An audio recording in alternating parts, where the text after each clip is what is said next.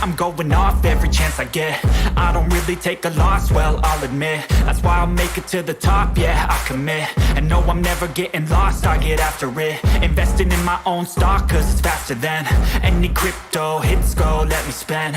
Everything that you see is something I invent, and it's only a percent. I'm gonna take shots, if I miss all, forget it. I'll take a fat loss just to learn all that's in it. I'm taking snapshots, learning how to fall and get it. I'm getting back up, always stand tall, don't sweat it. I never back up, I don't miss a thing or regret it. I'm always learning, you could call me academic. I'm always working, never been apathetic. That energy is like a poison, needs some antiseptic. Ain't no motherfucker in this world can do it like me. Open up your eyes and insert a little rising. You don't have to love me, you don't have to like me. Got enough love in myself and my psyche. You should have the same in your brain nightly. If you wanna taste, bitch, you can fucking try me. If you wanna hate, bitch, you know where to find me. And if you're going hate, bitch, you can fucking fight me. Ain't no motherfucker in this world can do it like me. Open up your eyes and insert a little rising. You don't have to love me, you don't have to like me. Got enough love in myself and my psyche.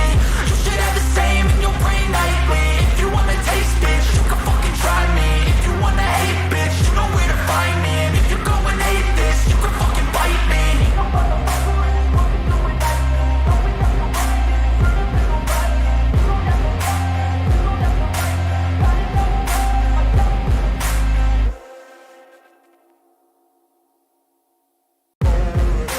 Got enough love in myself. Ain't no motherfucker in this world can do it like me. Open up your eyes and insert a little rising. You don't have to love me, you don't have to like me. Got enough love in myself and my psyche. You should have the same in your brain nightly. If you wanna taste, bitch, you can fucking try me. If you wanna hate, bitch, you know where to find me. And if you're going hate this, you can fucking bite me. I'll be cruising in my lane fast, call it high speed. I've been working hard, yeah, I've been working nightly. If you think you'll win, ha, not fucking likely. I be taking shots, yeah, cold-blooded, icy. Watching numbers grow is what I call sightseeing. In the front row, run it up when they hype me. The following grows, they know how to ignite me. Call me CEO, I've been running shit right, see.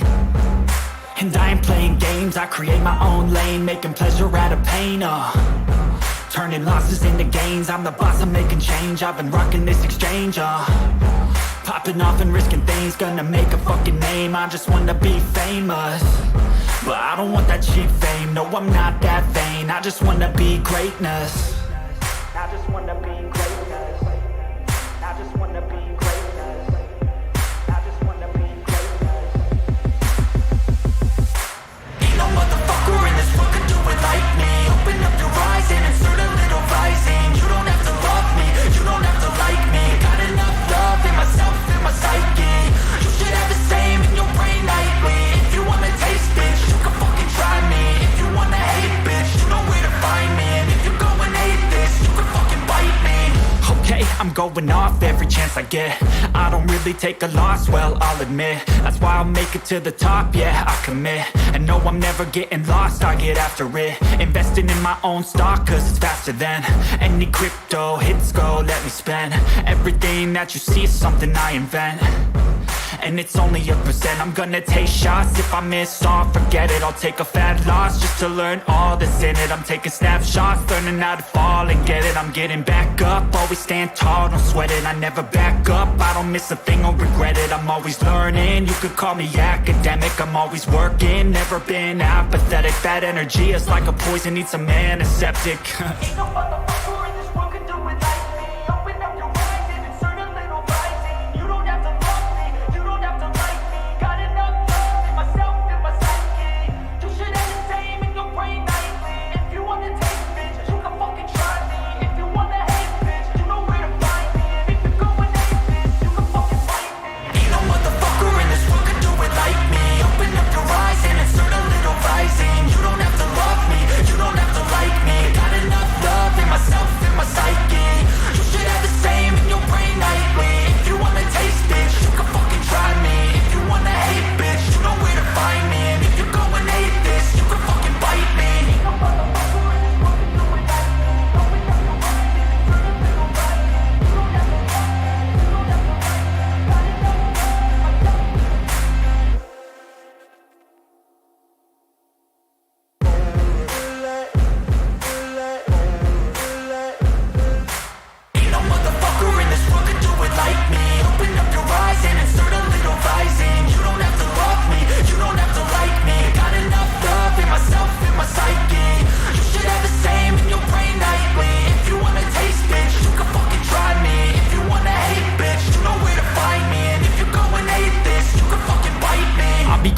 in my lane fast, call it high speed. I've been working hard, yeah, I've been working nightly. If you think you'll win, ha, not fucking likely. I be taking shots, yeah, cold-blooded, icy. Watching numbers grow is what I call sightseeing. In the front row, run it up when they hype me. The following grows, they know how to ignite me. Call me CEO, I've been running shit right, see. And I ain't playing games, I create my own lane, making pleasure out of pain, turning losses into gains, I'm the boss, I'm making change. I've been rocking this exchange, popping off and risking things, gonna make a fucking name. I just wanna be famous, but I don't want that cheap fame. No, I'm not that vain, I just wanna be greatness. I just wanna be greatness. I just wanna be greatness. I just wanna be greatness. Ain't no motherfucker in this world could do it like me. Open up your eyes and insert a little rising. You don't have to love me, you don't have to like me. Got enough love in myself, in my psyche. You should have the same in your brain nightly. If you wanna taste, bitch, you can fucking try me. If you wanna hate, bitch, you know where to find me. And if you go and hate this, you can fucking bite me. Okay, I'm going off every chance I get. I don't really take a loss, well, I'll admit. That's why I'll make it to the top, yeah, I commit. And no, I'm never getting lost, I get after it. Investing in my own stock, cause it's faster than any crypto hits go, let me spend. Everything that you see is something I invent, and it's only a percent. I'm gonna take shots, if I miss all, forget it. I'll take a fat loss just to learn all that's in it. I'm taking snapshots, learning how to fall and get it. I'm getting back up, always stand tall, don't sweat it. I never back up, I don't miss a thing or regret it. I'm always learning, you could call me academic. I'm always working, never been apathetic. Bad energy is like a poison, needs some antiseptic. Ain't no motherfucker in this world could do it like me. Open up your eyes and insert a little rising. You don't have to love me, you don't have to like me. Got enough love in myself, in my psyche. You should have the same in your brain nightly. If you wanna taste, bitch, you can fucking try me. If you wanna hate, bitch, you know where to find me. And if you go and hate, bitch, you can fucking fight me. Ain't no motherfucker in this world could do it like me. Open up your eyes and insert a little rising. You don't have to love me, you don't have to like me. Got enough love in myself, in my psyche. You should have the same in your brain nightly. If you wanna taste, bitch, you can fucking try me. If you wanna hate, bitch, you know where to find me. And if you go and hate this, you can fucking bite me. Ain't no motherfucker in this world could do it like me. Open up your eyes and insert a little rising. You don't have to love me, you don't have to like me. Got enough love in myself.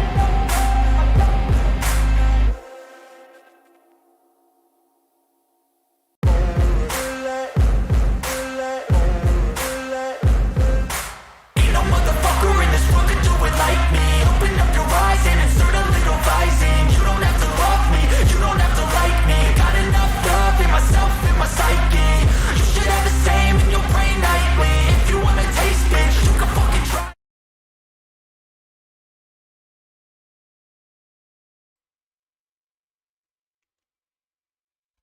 Alrighty.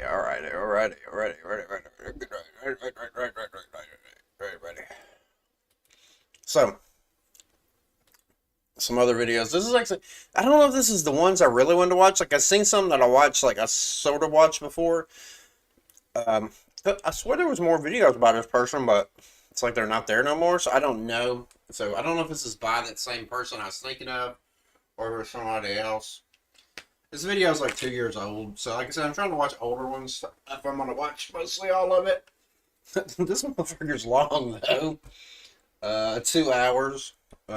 So, normally I'd watch this at 2 times speed, but I think I'll watch it like at mostly normal speed. Maybe I'll speed it up a little bit. So yeah. This is called The Raft of Jodi. I don't really know anything specifically about it, so it's kind of going in blind. Maybe I've seen some of it before, I've heard of it. So we'll see. I don't know, this really got, like, what got me all this shit, like, I feel like I'm a soccer mom from fucking, you know, Wisconsin or some shit. Because I know they love this, like, true, but I always like this kind of shit, too, a little bit, you know, like, sometimes, like, you know, like, what was it, what's that show?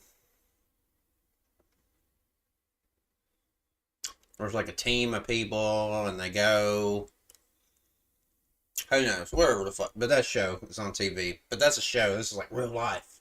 But I've been watching, like, documentaries on Netflix, And of course, just to say everything, take everything in this as a grain of salt. I don't know if all this shit's true or not. We're reacting to what we're seeing. We're not reacting to this as being an absolute fact of the matter. So that's kind of how I'm gonna do it, you know. What else?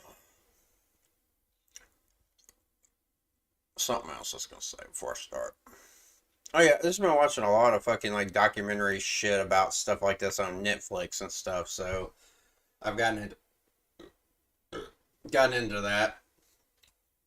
So I'm not into like investigating this shit myself. It's like way too much trouble, unfortunately. But you know, some people do it and some people like that. I just like to speculate on it and react to the ridiculous shit. Alright, let's go. Make sure it's up. A little girl named Jodi Ann Arias was born in the city of Salinas, California, and completely unbeknownst to her doting parents, was destined to become one of the most infamous people in the United States of America. No, like I don't like that doesn't ring a bell to me. I don't know, like when all this happened, so maybe it was when I was stuck in the hospital. So maybe I wasn't up on everything in the world.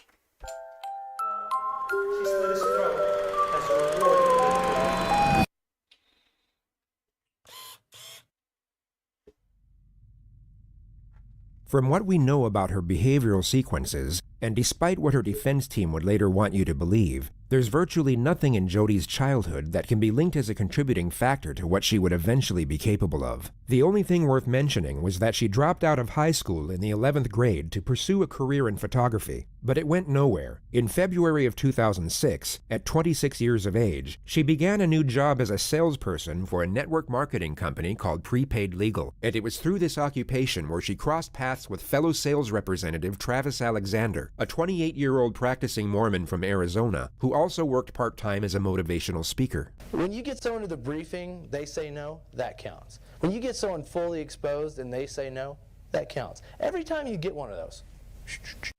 Bro, I don't know what it is with Mormons, but like, I guess it's just because of their whole culture. They really excel at like this selling and this kind of work. Like I used to work for this company without disclosure that did pest control, and they had people like they're founded by Mormon people, and like they had like branched out. Like they would do, but a lot of the ones they would hire for their sales shit. I guess it's just because those are the ones that like show up to your house, right? You know, like, hey, how would you like to learn the Word of God today or whatever? But a lot of them do this type of work. I don't know. It's crazy. What was I gonna say? There's something else I was gonna say, right? You know, my prevalent theme is that if somebody does something super duper crazy, like they go out of control, like it's mental illness, just killing someone or killing someone because of a certain thing does not mean they have mental illness. Just want to clarify that as well. I think that the people that go on these rampages and have these like insane views, like the Eric Albanin, that dude like that was like went and did like that surgery and that kidnapped that girl in Japan. There's obviously some room for mental illness there. Who else? Even that girl. Did we watch that one? There's a girl that like the anime girl that's like drug and alcohol and killed that other girl by accident. That's pretty fucked up too. The incel people, that dude that like thought he was a Danny Phantom or whatever. Those go beyond just normal like I lost my shit, you know, they get some mental illness. Not every murder is a mental illness. Like I think that also scares some people is like you bringing it up like in a mental illness issue is like, oh, that means nobody has any kind of responsibility. That's not true. Like I think like it's just when things go I think when it's clearly like mental illness, you know? Cross one off the list. By the time the 100th one's crossed off the list, you won't be able to spend the money. He was a very charismatic young man, which immediately caught Jodi's attention. They met at a business conference in September of 2006 and began a curious relationship from that point forward. To cut a long story short, Jodi was in love. and Travis was not. They broke up after just 5 months, but soon after the split, Jodi moved from her grandparents' home in Yreka, California, into an apartment just 2 blocks from Travis's house in Mesa, Arizona. She was at that moment labeled the crazy stalker ex by all of Travis's friends, and although Travis agreed. Okay, yeah, you can be the crazy stalker ex and not be mentally ill. Like, that shit, that can grab a hold of a lot of people to... There's a line you cross, you know? If he was clear that they're broke up and there isn't some other shit behind it and she just continues on, then that's definitely crossing the line, right? Now, if they keep interacting and whatever, man, it's tough. I've been like in a little situation myself before where you like, it's hard to let go, unfortunately, especially if you really love someone. Like, and who knows whether or not it was real love to them or not. I don't know. What's real love, period, you know? It'll fuck you up, guys. He would continue having sex with her out of pure convenience. Exactly. So it wasn't like she's crazy, you know, like the stereotypical like stalker ex or whatever. But come on, dude, if you're continuing to have sex, it's one thing if you were like trying to just a friend or something, but like if you're continuing to have sex with her and shit like that, even if I get it, like, but you already know, you know, you're like you're pushing it more, dude. You're making it way worse. If she's acting that ridiculous, then you need to say, fuck it, I can't be fucking this girl. I get it. It's tempting, right? But you can't do it because you're leading her on. I'm sorry. That's a fact, Jack. That's a fact, Jack.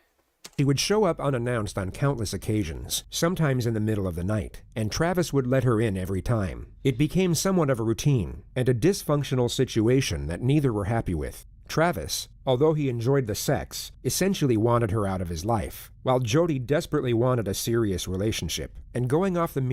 Bro, this is always stereotypical. Bro, goddamn, I hate people to say bro, and I've picked that habit up lately. You always hear this stereotype. There's 2 things right here. Like, don't stick your dick in crazy, and crazy bitches be fucking good. So, like, I think that's where he got screwed up with that shit, right? Not condoning his shit. I'm just, you know, like, stereotypical internet reactionary shit, you know? It's like, you can take that with what you want. But, like, if he's feeling that creeped out by her, he definitely should have stopped having sex with her. Myriad of entries in her diary, she firmly held on to the belief that they were meant to be together. In late May of 2008, however, she would ultimately have a change of heart.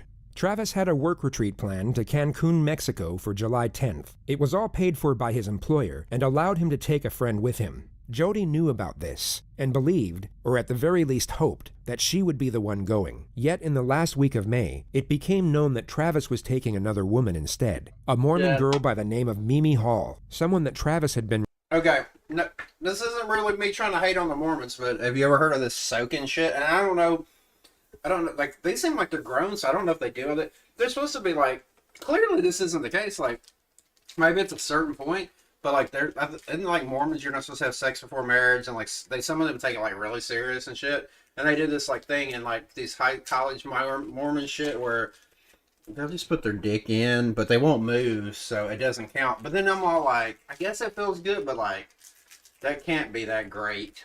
And I don't know what they're, you know, like Catholics and shit, you're not supposed to jack off. And this is all like supposed to. I'm not saying that everybody follows this 100% or whatever. Maybe he doesn't either. So clearly,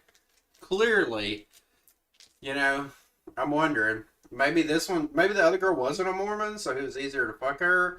But like this girl, maybe, I don't know, maybe he thought it was going to be more, I don't know. But yeah, this is going to be a definite, you know, this is where shit starts going crazy.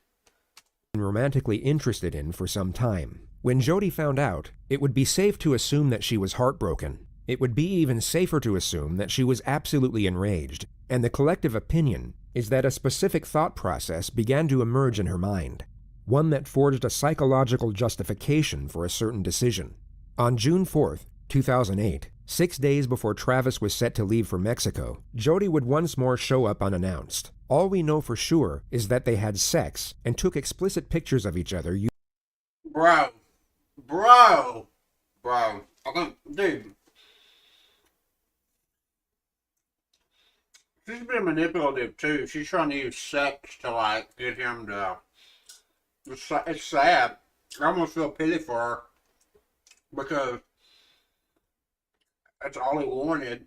So that's all she gives him because she wants more. At some point, you gotta cut that shit out.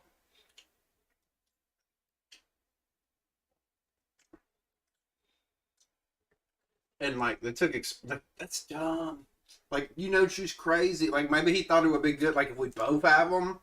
But I don't know. I think like maybe she's so crazy she wouldn't give a shit, but he would.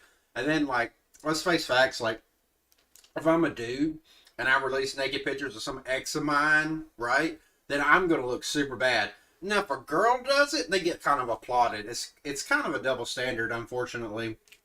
Using Travis's new camera. At roughly 5 p.m., Travis would get in the shower and Jodi would begin taking pictures of him using the same camera. Then, moments after this picture was taken, Jodi would stab Travis a total of 27 times. She would also cut his throat and shoot him in the face. Damn. During the onslaught, Travis's camera took 2 accidental photographs. The first was taken as Jodi dropped it during the onset of the attack. The second was taken as she kicked it by mistake while moving Travis's body. It showed Jodi's foot and a fatally wounded or deceased Travis. The amount of time that passed from the 2 photographs was 62 seconds. Jodi then spent an estimated 45 minutes cleaning down the crime scene to make sure none of her DNA was left behind. This included wiping down the victim's body with a cup of water and a cloth. She also deleted the... Okay. I know this is up on YouTube, but like, I don't know how graphic you can get up on YouTube with shit. Like, and I know shit was blurred out, but then there's like, I don't know. We're going to have to trust, because I don't monetize nothing. I don't give a shit about that, but like, I just don't want to get deleted or get some sort of strike.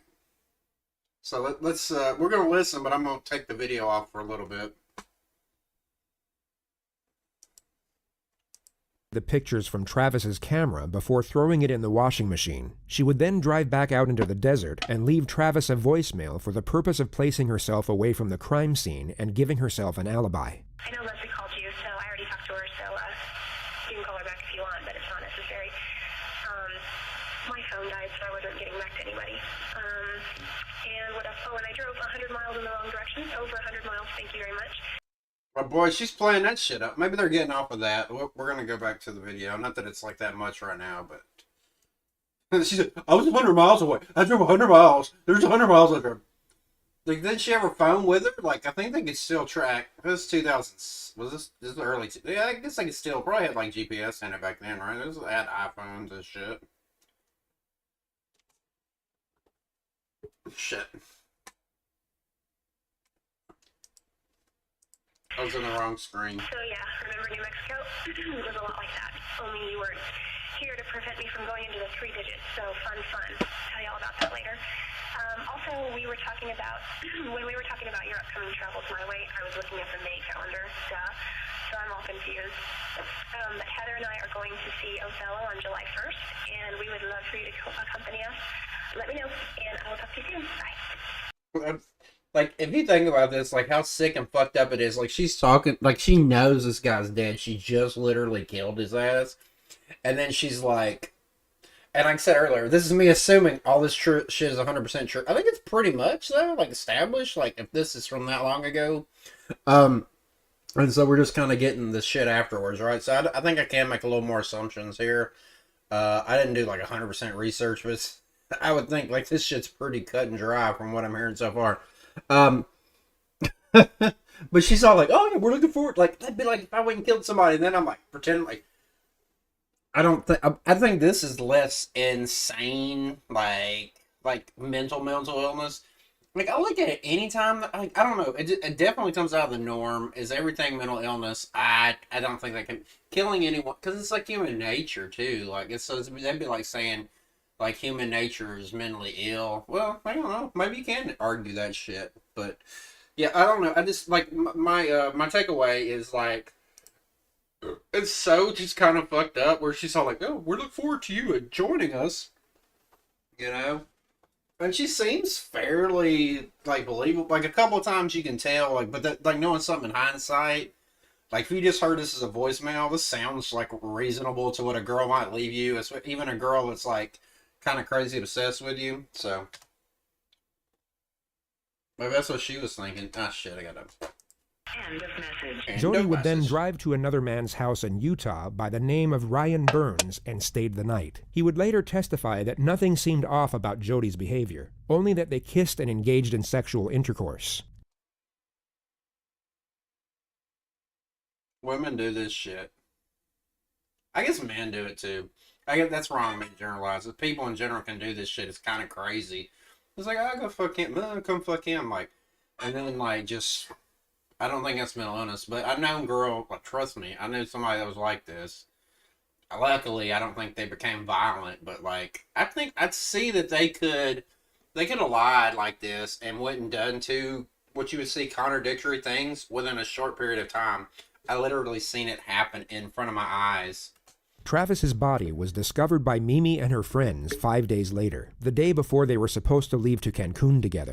Well, wouldn't, like, okay, right, like, I don't know how, like, if you're taking somebody on vacation with you, like it seems like a romantic thing, like, I don't know how, and then obviously who knows how good this guy was if he fucked this girl and, like, he's still leading her on, like, he wasn't, maybe they weren't an official thing, but I don't think in general you're just going to go off, like, I wouldn't just go off to Mexico with some random person, like, I don't know, so, like, there's going to be more, 5 days, she didn't call him before 5 days, knowing they're going to, like, you, like, even if it wasn't this, even if it was like if it was a business trip, right?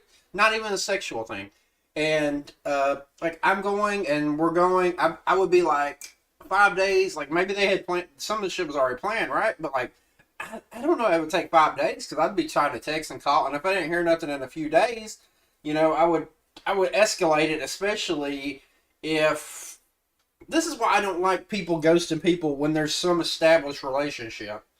You know, because you never know. And what I had end up happening to me in my world, when I had my car crash, I had my cell phone. My cell phone got destroyed in the car crash. I'm in the hospital. They knew who I was because my ID was there.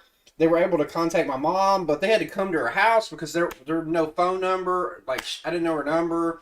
All this shit, right? So then it kind of slowly took like a couple of days to kind of reach everybody. You know what I'm saying?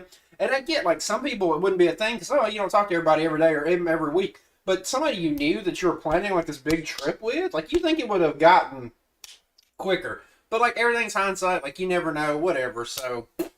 But, yeah, that's some argument there. But, yeah, like, let's get into it more. So, we kind of know, it's 5 minutes in the video. It's a 2-hour video. Like, what are we going to learn? Like, we kind of know everything already. How long were you there trying to get into the house? Just, a couple of minutes. I banged on the door, rang the doorbell over and over again. Nobody answered. I was scared that something might be happening to him because I knew that he had a stalker. Travis's friend on the phone. Okay, he told you he had this stalker. So I'm like, I don't know, like, clearly this guy didn't deserve to be murdered, right? But was it like this give me some fair points for the women. Like, so if a woman happened to ever see this, they would be like, well, you're a man, you're just going to defend the man. No, like, he was clearly a piece of shit, too, because he's going on this trip with this girl, right? And I've got this stalker. And but he never, I bet he didn't tell her, like, hey, I'm fucking her still. Like, if she shows up, I'll still fuck her. Suggested that we go in through the garage and look for him in the house. And then as soon as they said that they saw blood, that there's blood everywhere, I stopped looking and said, he's dead. He's dead. And so immediately I called the police. After the news of Travis's death broke the following day, Jodi called the police and offered to help with the investigation. Oh,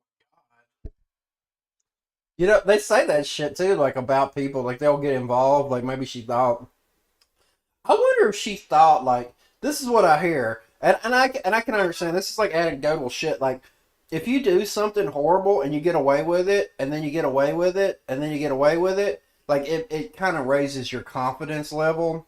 Like, and,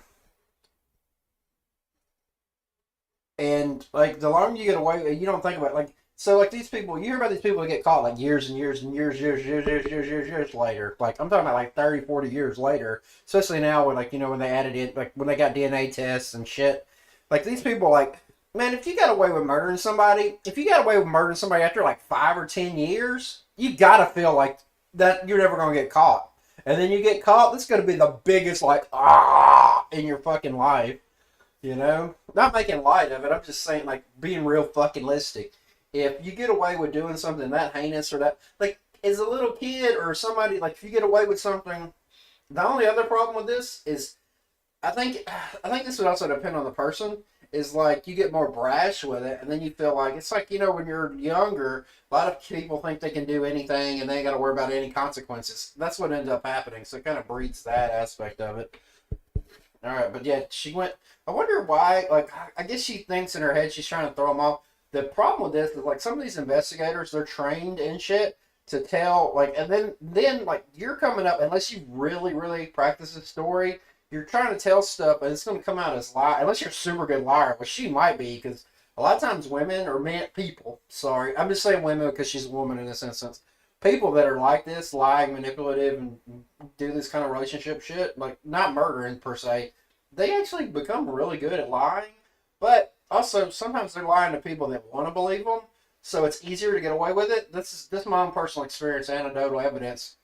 So these people that are looking for lies, it might not be as easy to lie to them, and they're trying to piece together and figure out all this shit, right?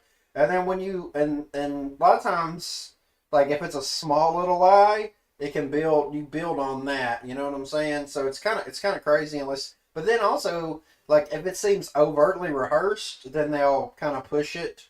She was then transferred to the lead detective, Esteban Flores, of the Mesa Police Department. The most notable detail of the phone call was that Jodi agreed to provide a sample of her DNA. Over the following month, forensics were able to uncover the deleted photos from Travis's camera, and despite her best efforts, discovered Jodi's DNA all over the crime scene. During this time, oblivious to the evidence that was building against her, Jodi would post multiple pictures of her and Travis on Facebook, alongside emotional messages to Travis himself. She even sent his family flowers and a letter expressing her grief over his death. The Mesa Police Department launched their case against Jodi on July 15th, 41 days after the murder. Detective Flores would be the one to conduct her interrogation. He had spoken with her once over the phone and was present when she was fingerprinted and swabbed for DNA. The Siskiyou County Police arrested Jodi at her grandparents' house at 7:35 a.m. and only said that... Okay, this goes back, like, it's 45 days.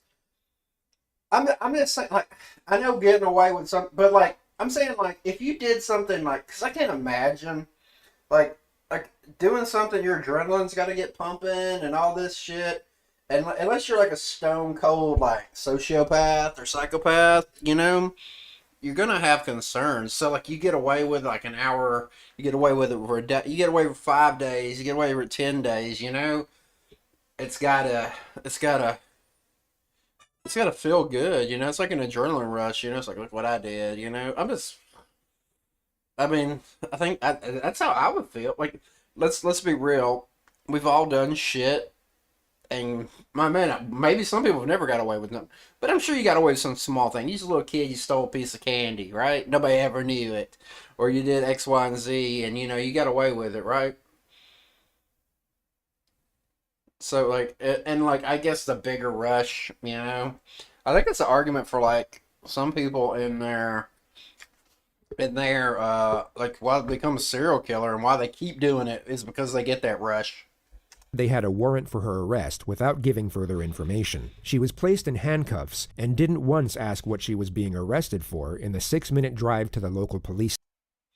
Well, she probably was like, don't say nothing. Like, I'll be honest with you. Like, I used to be one of those people that was like, yeah, if you're not guilty, why the fuck wouldn't you say something? Then I realized, no, just don't say nothing if you're arrested by the police. If they tell you, they Mirandize you, you say, fuck it. You say, I want to talk to a lawyer.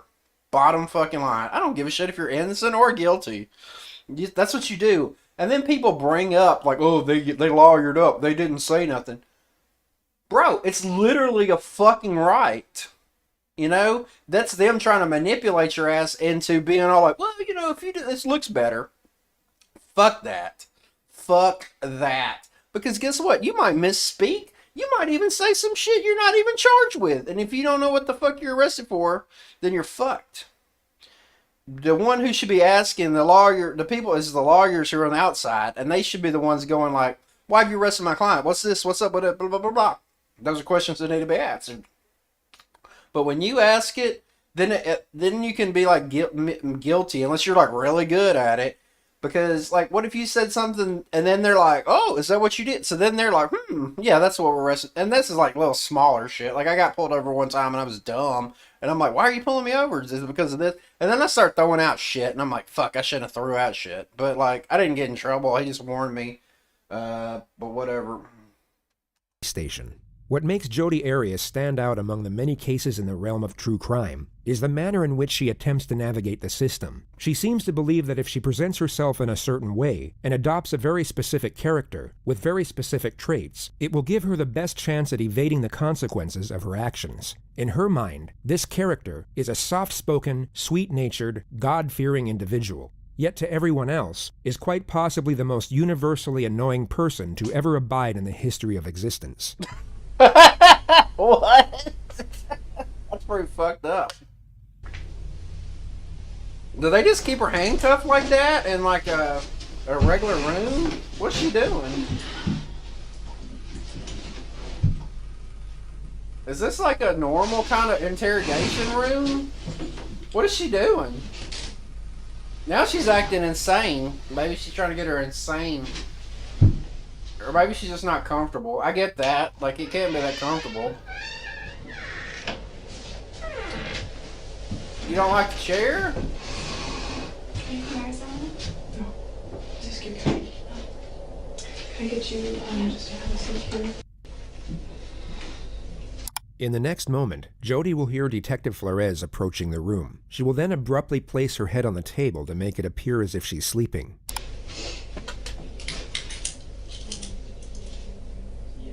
She will now notice the detective has instead walked past the room and then revert back to her regular sitting position.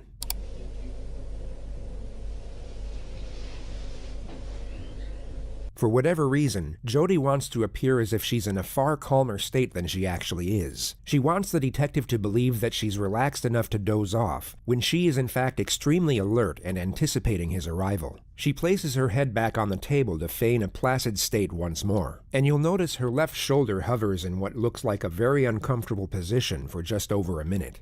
She then hears the external door open, at which point she takes a deep breath and then fully rests onto the table. Like, would your hands handcuff like that? It seems like it'd be harder to lay on the table like that. So you remember me? Of course I do. I traveled all the way up here to come talk to you. Because... Yeah, this is a nicer interrogation room than I'm used to seeing. Not that I've seen many. Okay, and I know exactly when it happened, when he was killed. I know a lot of details. And Yeah, just yeah. recently Let's get into this shit.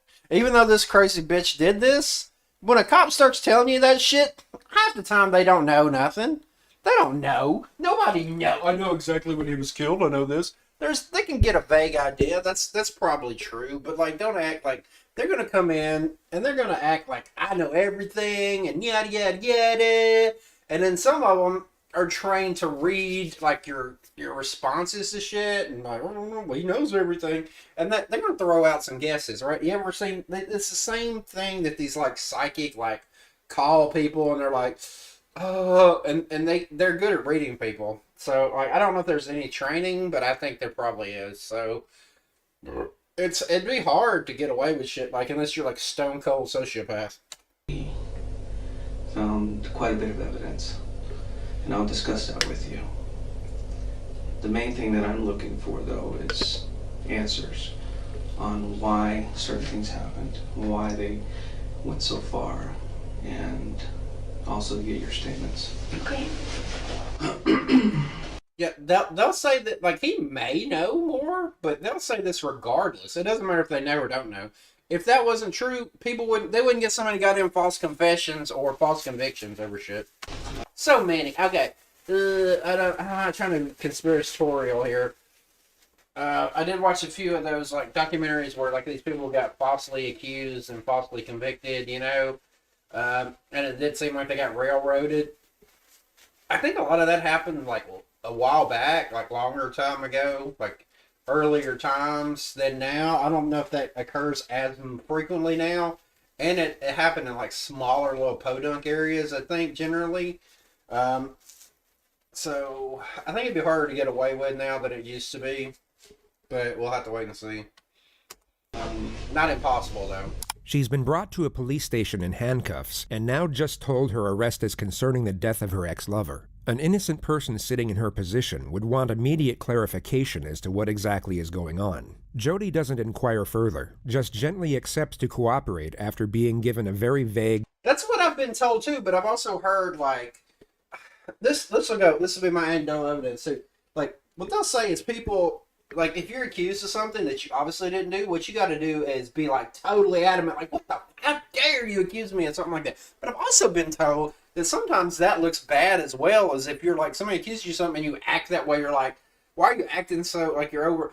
But when I was in my car wreck and I was in the hospital, and they said like, what are you on? What do you want? Like because like I think it's like a doctor protocol. They want to make sure I'm not on any kind of drugs or anything like that, right? So why do people come in here? I don't get it. It's like I don't really get it. Like the title says what I'm doing.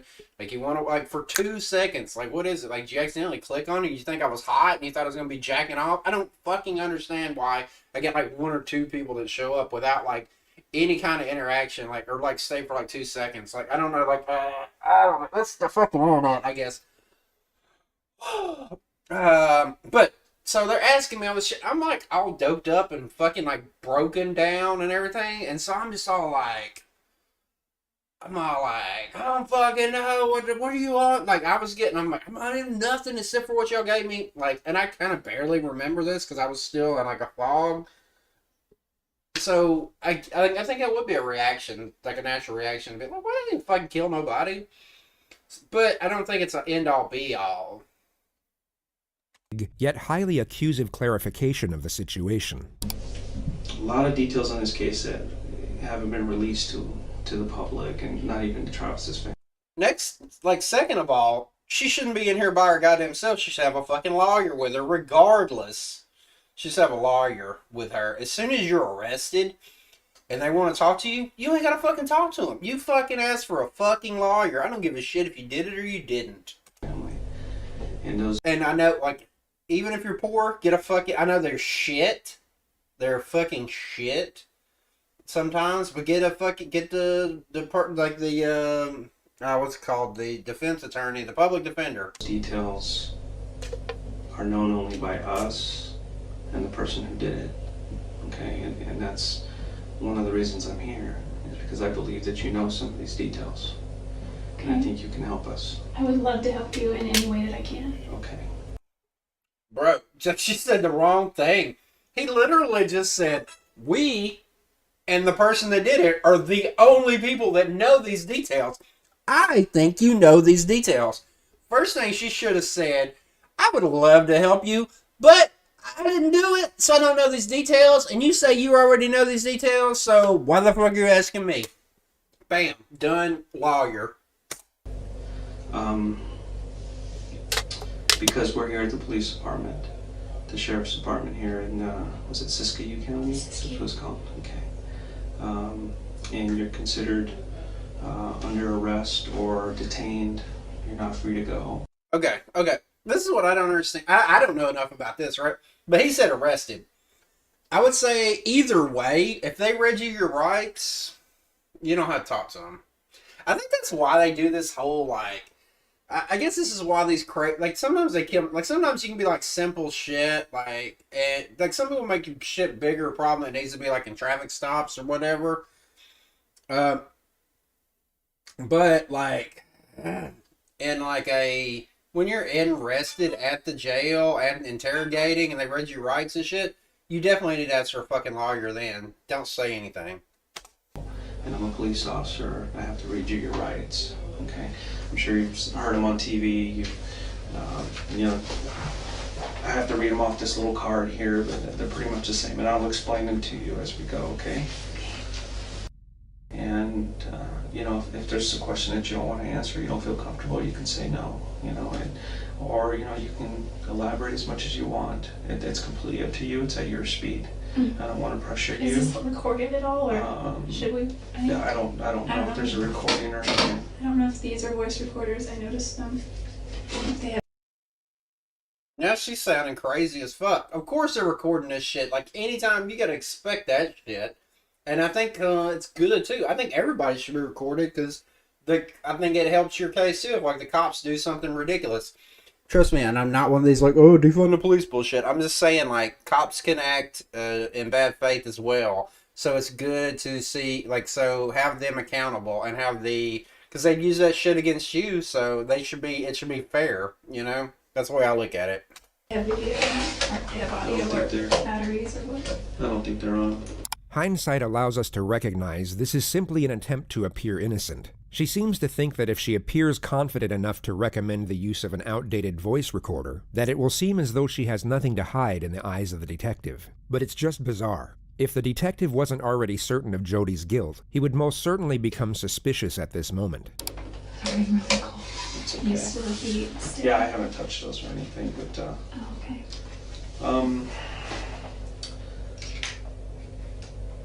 Jodi's mind would be racing here, yet she desperately wants her exterior self to appear calm. She's so focused on having this nonchalant disposition that she completely fails to realize her behavior doesn't match the situation.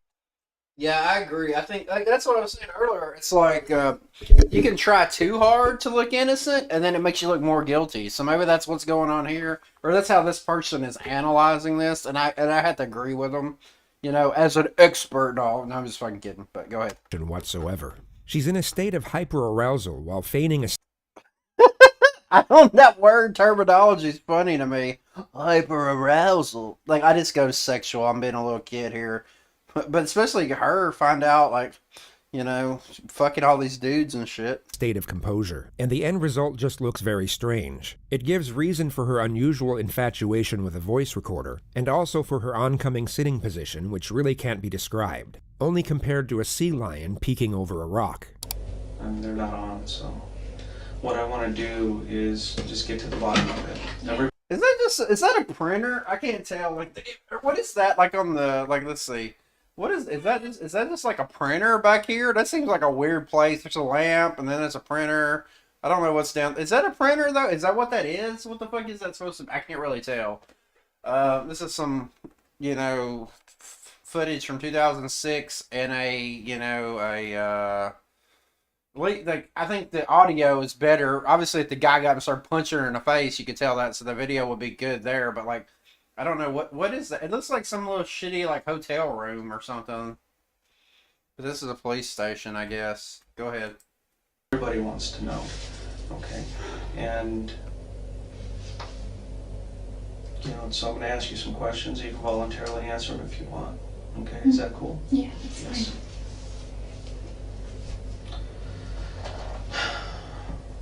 There was some question about you being. Well, let's start with this. What have you been up to since Travis's death? What have you been doing? Well, I've been working. Mm-hmm. I haven't been really working in prepaid legal. There's not a whole lot here in this marketplace, which is. It's kind of small here. It's small here, and really that could be seen as an opportunity rather than a hindrance, because that just means the market is untapped in a large way. So I could have if I wanted to, but I'm kind of like a deer in the headlights when it comes to prepaid legal, and I just have the fear of just approaching people. You'll come to notice that I got a fear of approaching people, but not stabbing people to death. That doesn't scare me. Fuck that. Don't you gonna take some other bitch to Cancun? Fuck you, you're dead. I'm sorry, it's just hyperbolic of me, but like, I mean, she's probably lying, but like, just the juxtaposition is funny. I can't talk to people, but I can sure as fuck kill somebody. That's not scary. I think the other way around would be more common. Would be like, yeah, maybe I'm not comfortable talking to people, but I sure as fuck would rather talk to people than stab them. Jodi will go off on these unrelated tangents anytime she Holy shit, she should have become a YouTuber. Has the slightest chance to do so. It's a recurring theme in interrogations for when the suspect is facing serious charges. And the common theory is that it's an attempt at gaining a momentary escape from what is likely the most terrifying moment of their life. Going into detail about topics completely unrelated to the situation at hand essentially delays the onset of their new reality. Forensic psychology views this as a form of denial. The detective subtly nudges her away from the theme of network marketing and onto the topic of Travis. She starts off with a Facebook post she made in his memory. I realized looking back on it that it kind of sounded immature. It's more of like my Dear Travis kind of letter. And so I took it down because... More personal? Yeah, some of it was details that were a little more personal. Not too personal, nothing inappropriate. Just, I just felt funny. I think because I'm a photographer, I tend to communicate more through pictures, so I posted a ton of pictures that I had of him, and I have a ton more that I just can't access right now, and videos and things that I know his family would want, but She then explains how it's hard to talk about Travis's death with the guy she's now dating. and we've been talking a lot, and we try not to talk about that because it's kind of like, ugh. And plus Travis is my ex-boyfriend, but at the same time he's my friend, so while I'm mourning my friend, how do you talk to your new potential possible maybe person that you might start dating about your friend even though he was your ex-boyfriend? So it's kind of a gray area. The detective knows she'll happily trail off until the morning comes, so he cuts her off and locks her into the situation at hand. And I've talked to a lot of people, and everybody's pointing a finger at you.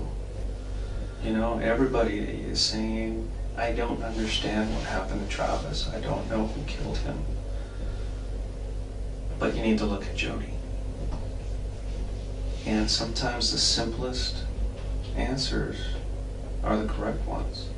True! One of the most fascinating parts of this interrogation is how long the detective allows Jodi to cling on to hope. For the first 45 minutes, He's just she will be fucking with her. terrified, yet He's still trolling believe her. there's a chance she will be going home at the end of it. The detective will hint at her suspicions and culpability in a gradual manner, yet not directly accuse her in until a her much later case, stage. like calling a lawyer Dangling the might not idea have of hope helped above because someone's she's head while already there, simultaneously hinting like at she's the already grim future fucked, that awaits them would but perhaps be considered cruel in most other circumstances. you should still Yet do on this it, 'cause it could occasion, make it is worse on tolerated yourself. for a tactical purpose, which is to allow for as much divulgence from the suspect as possible. Her fear will cause her to panic. Not enough to the point where she completely locks up, but just enough so that she continuously tries to claw at her own salvation, and in the process will divulge information that will be extremely damaging to her defense later on. And that's one of the reasons I started looking at you a little bit closer. And over the last month or so, I've gotten into Travis's life, talked to all his friends, his family. I got a really good understanding of who he is now. And I got a very good understanding of your relationship with him. Obviously you weren't boyfriend and girlfriend anymore, but you were still having a sexual relationship, which, Does you his know, family know about that? Just curious. no, Just- his family doesn't know anything. Yeah. I'm interested in protecting how he's Oh my remembered as well. god. It's like, Just for the purpose of integrated context, at Jodi's trial, she would label Travis a sexual deviant, a domestic abuser, and a pedophile. He well, of course she would. She would try anything. You know? Sexual deviant? Who knows? Clearly he wasn't like the good little boy that maybe he was portraying or was trying to portray. He's fucking this crazy ass bitch all the time, even though he's broke up with her.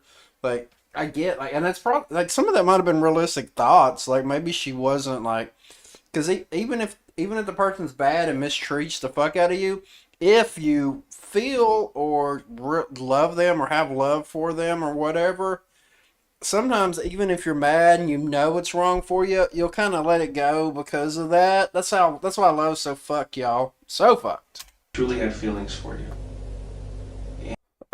But that does not be given a justification to murder somebody. And for some reason, he felt that the relationship between you and him was somewhat unhealthy.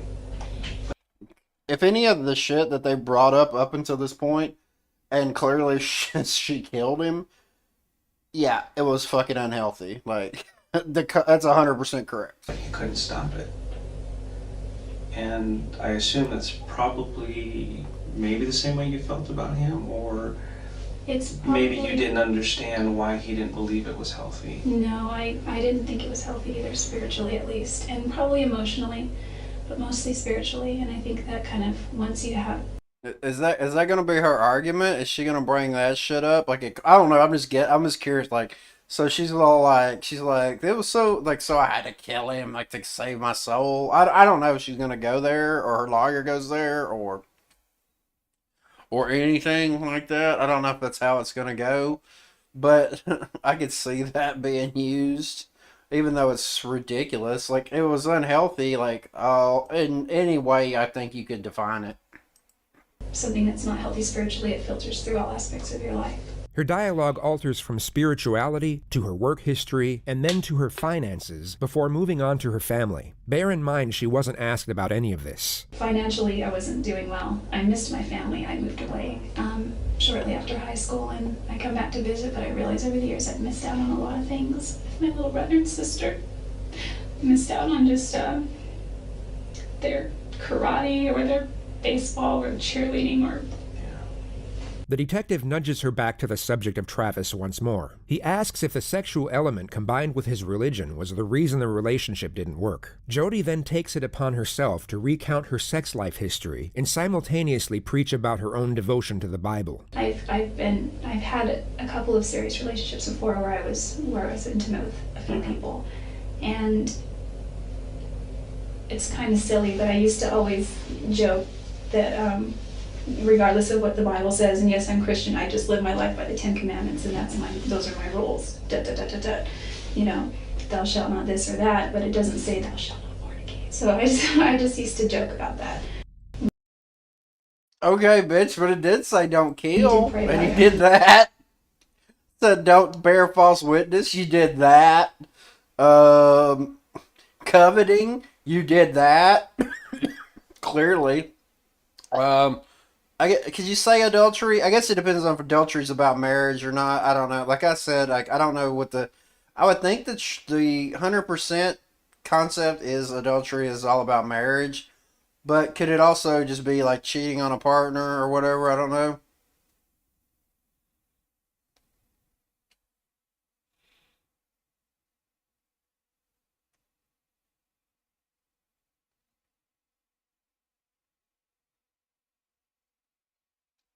So, I don't know. That's just funny.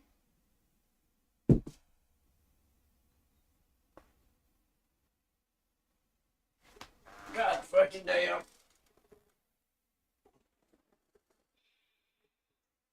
Fuck you. No, fuck you. But yeah, so that's fun. I don't know. Like, and like I said, a lot of this shit's hindsight. I mean, we know. I guess we know. I'm going under the assumption that she was found guilty. Or maybe the trial. Well, no, it's 2006. I'm pretty sure the trial and shit went through. I'm sure she was found guilty. And all that jazz, right? So.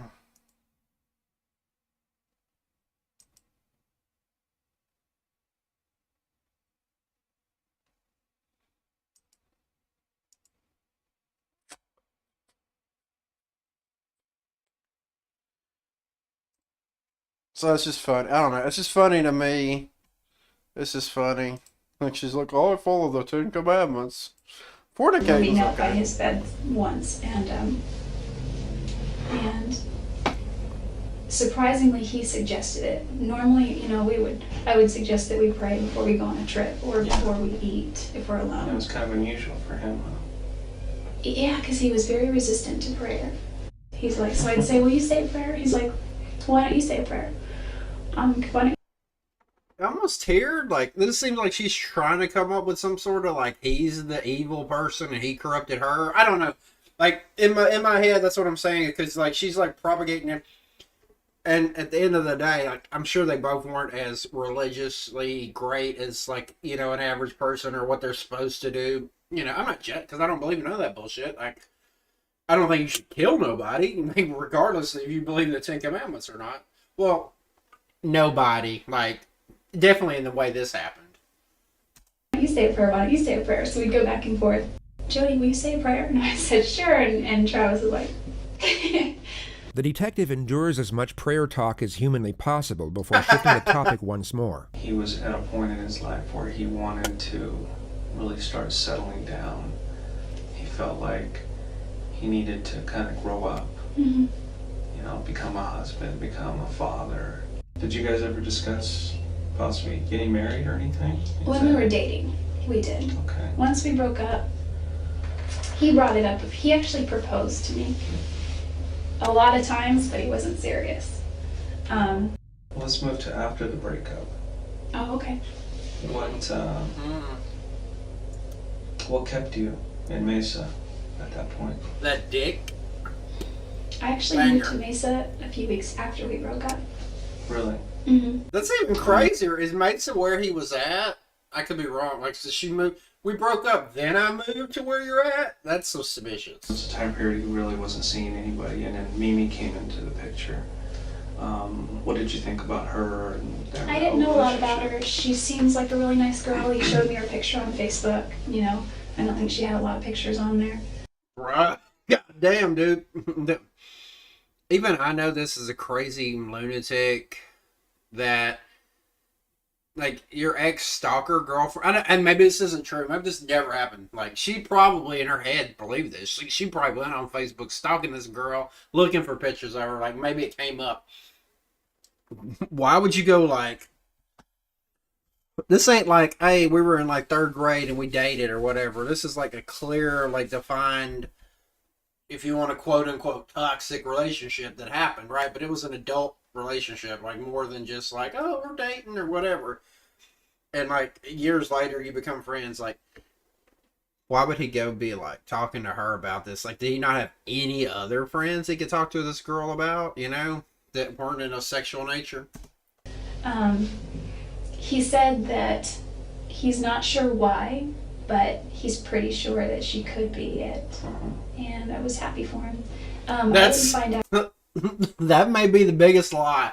That lie may be bigger than the lie she says when she says she doesn't kill him.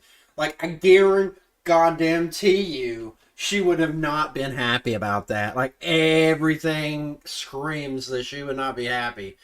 Like, and I know it seems kind of dumb for me to bring this up, because, dude, I don't know, I'm just doing it for fun, because it's like, there's no fucking way. There's no way. Like, the biggest lie of all lies. The king of lies, a.k.a. Satan, a.k.a. her, and that lie. That is the king of all lies. About Lisa. This conversation you had face-to-face with him? Yeah, or? yeah, it was in his room.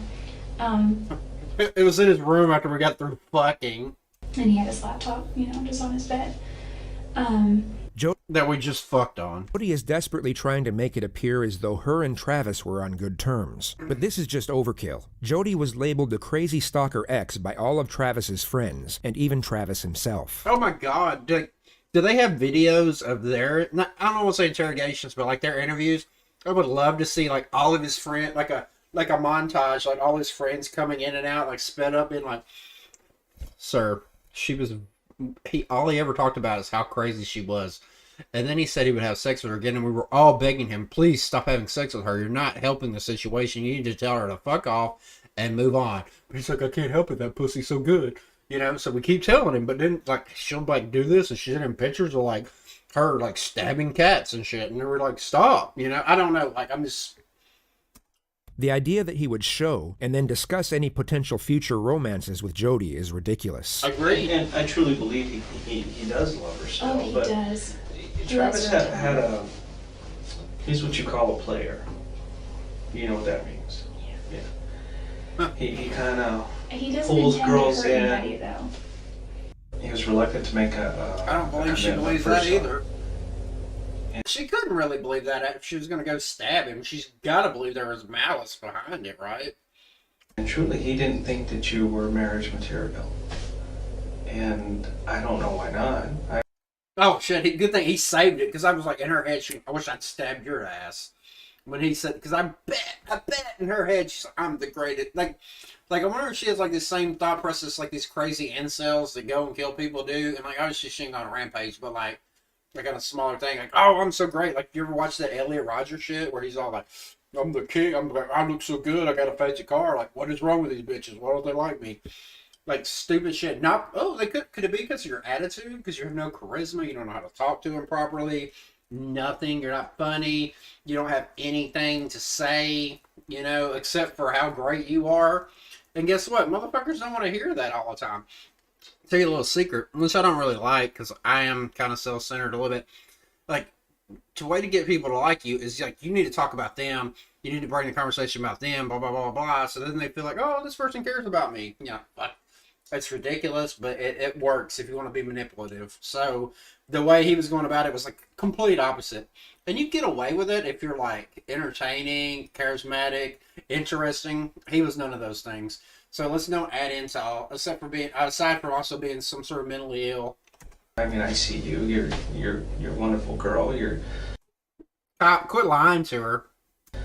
You're struggling. You're True. trying to make your way through life. And True. I don't see why you guys couldn't have made it.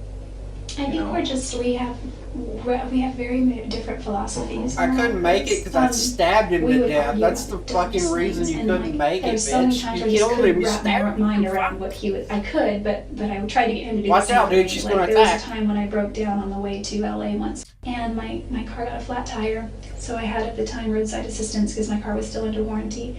And they went to take the car in to change the tire and realized that when they sold me the car, they didn't give me the wheel lock key. And I was kind of hungry. It was dinner time. It was 7:38, and it was dark because it was January. And the tow truck guy said, there's a Denny's 2 blocks down here, and there's a Jack in the Box there, and he was driving me to the motel. I said, is there an IHOP around? Because I really like IHOP. He's like, yeah, but it's kind of like 5 miles back in the other direction. I was like, okay. He's like, I can drive you there if you want. And I was like, he's like this short Mexican guy, and he seemed really harmless, and I was like, okay. And he, and I asked him about his life, and he had a wife and kids, and then so he wasn't I flirty. stabbed him. The travels of Jodi and the sweet Mexican continues on for another 2 minutes. The Jesus. detective then brings Jodi's attention to what I he didn't already kill this believes guy, was so the I'm trigger not a motive murderer. for the murder. So, moving over to his trip to Cancun that he was going to. She's seething. When did you first find out about that he was going with Mimi? Oh, I found out about that at his memorial services. I didn't know about it ahead of time. I swear I didn't know it. I would not know it because that's motivation for me to kill You didn't him. know he was taking Mimi? I didn't know that. I think that's awesome, actually. Lies. Lies. I don't know why I would expect her to tell the truth, but lies. I'll be right back. I gotta pee. Watch my be right back screen because fuck it. Because fuck. Wait, I gotta.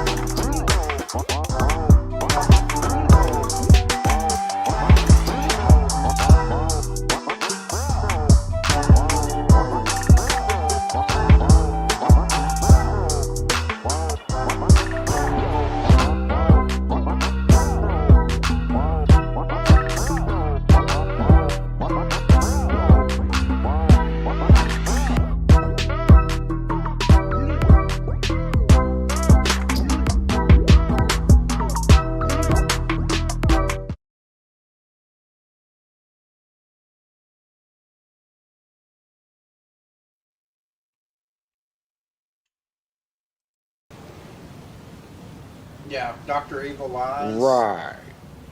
Yeah. Exactly. Unfortunately, Mimi had called him a week or two before, and I told him, look, if you want to take somebody else, it's fine, but I have something to tell you. I don't look at you that way. I don't look at you as a boyfriend.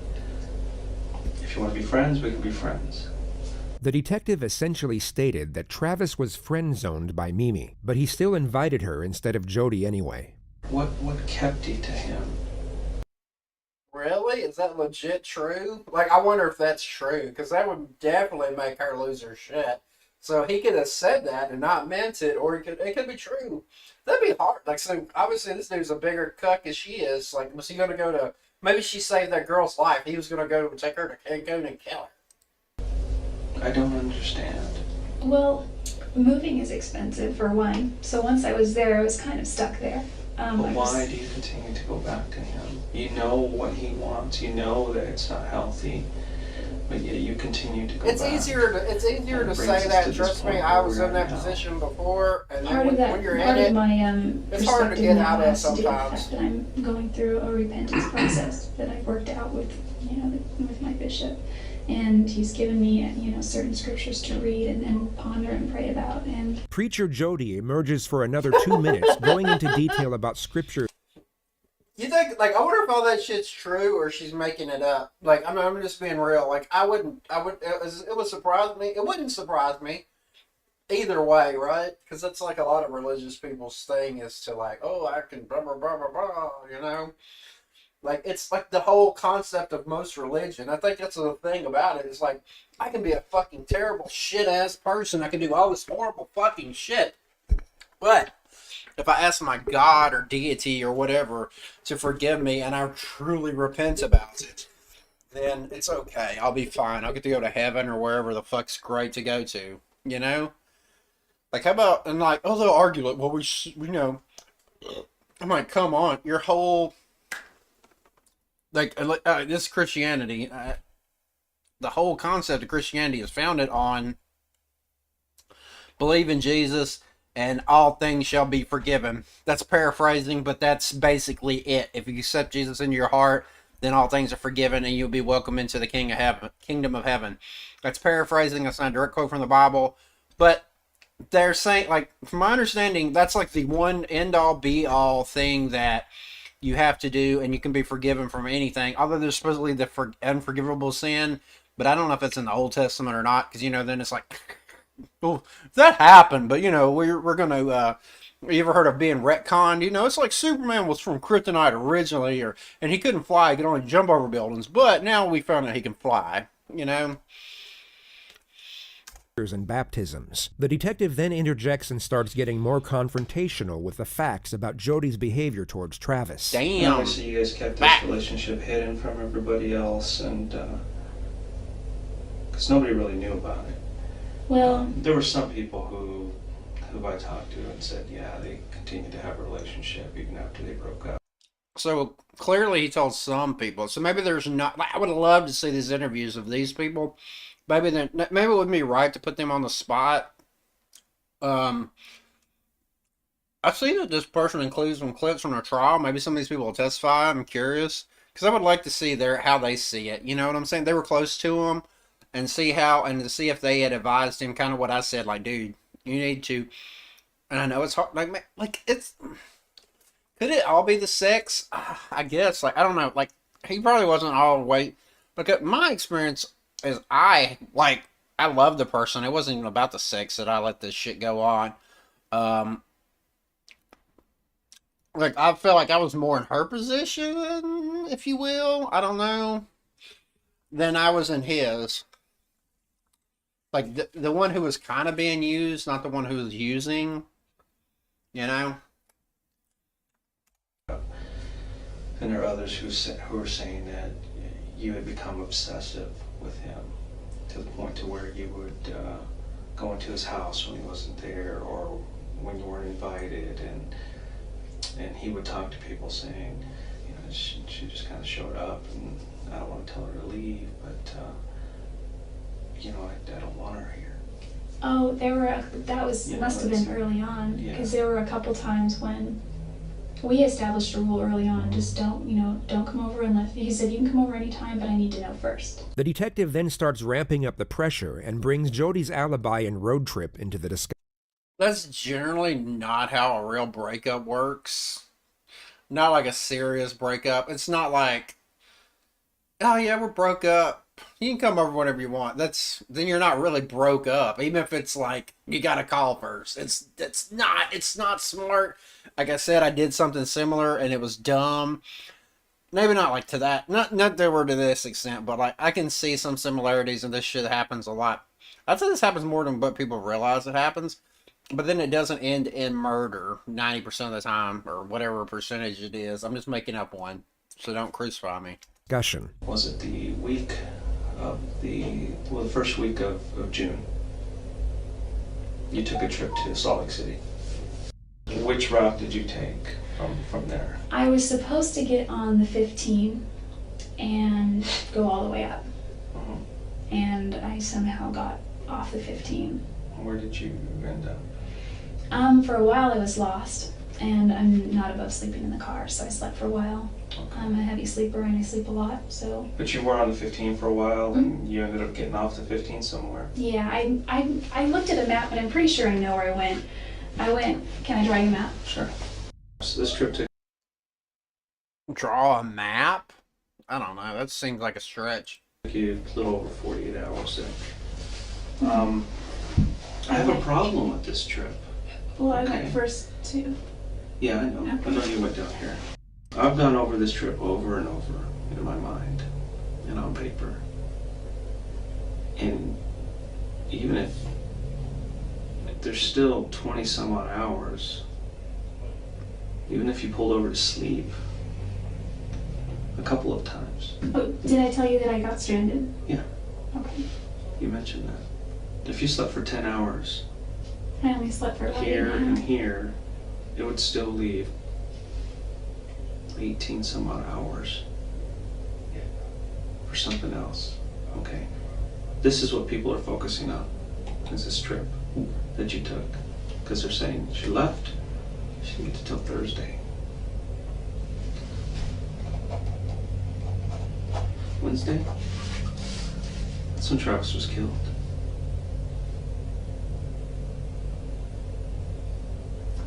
I did not go near his house. Aren't there? I pulled your cell records. Your cell phone was turned off between here and here. Well, I didn't turn it off physically, but it died. And then it magically, you found the target there. I was packed under the seat of the passenger side, and it was when I was. When you were lost, you couldn't have maybe pulled over and found it, or? Well, I did finally start looking when I was stranded. I wouldn't have pulled over when I was lost. Detective Flores explains to Jodi multiple times over how the trip doesn't make any sense whatsoever, and whether it's feigned naivety or that she literally doesn't understand the concept of time and distance, she pretends to be confused by the allegation rather than actually confront it. This goes on for 3 minutes before the detective confronts Jodi with the evidence of the photographs on Travis's camera. But I don't think you're being completely honest with me about that trip. Bro, she must have got busted hard on that. 'Cause she thought that she destroyed all that shit by putting it in the washing machine or whatever.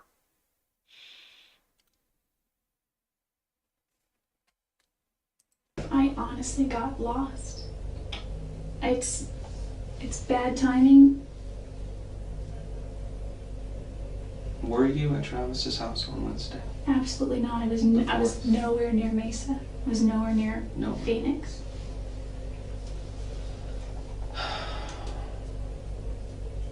I wasn't even close to him. What if I could show you proof you were there? That's gotta fuck with Will her that change your brain. mind? I wasn't there. You can be honest with me, Jodi. I was not at Travis's house. I was not.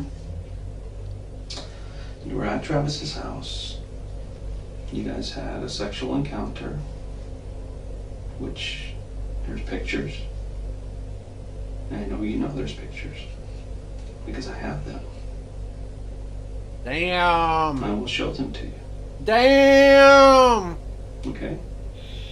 So, what I'm asking you is for you to be honest with me. Yeah, bro, she's not gonna do that. Are you sure those pictures aren't from another time?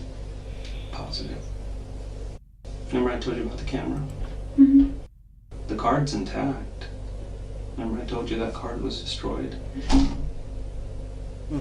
I didn't want to tell you the truth. Oh, motherfucker! And I have pictures of you in Travis's bedroom with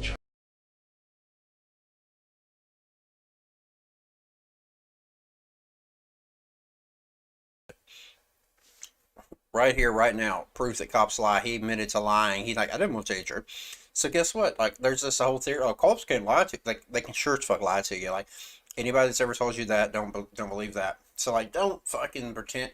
Like, even if he says all this shit, he could be lying here, and he just admitted that he could lie. So, but then they could be lying about, we'll go back so far. But, yeah, don't trust them. Period. Bam.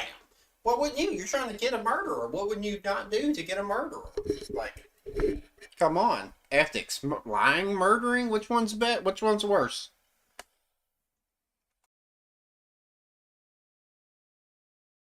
Travis, pictures of him, and it's obvious you guys are having sex. Taking photos of each other, and they're dated and time-stamped on the day he died. Oh, I know what. If I hit spacebar, and I'm in OBS, then it Sure, needs it's the mic. me. I mean, that because I was Jodi, not there. It's you. Proof. And you know it's you. Lawyer. I know all the details of this case. The only thing I don't know is why. Damn. Why did you choose to go visit Travis that day? And why did you do what you did? I think we all know that. I never Why, heard Jodi? Travis. You did.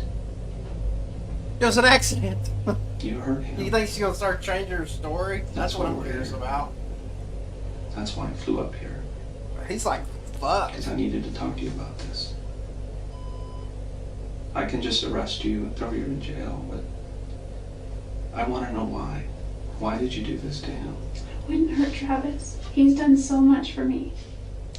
But does he want to know, or does he You want to took know pictures because it's of going to him in help the the shower. case? Like in the court? I don't know. Just before you Because I died. get it. Like, I want to know too, but I think I don't know think why he she would did it. allow that. Mm-hmm. And the camera actually took a couple of photos by accident during the time that he was being killed. Really? You were there.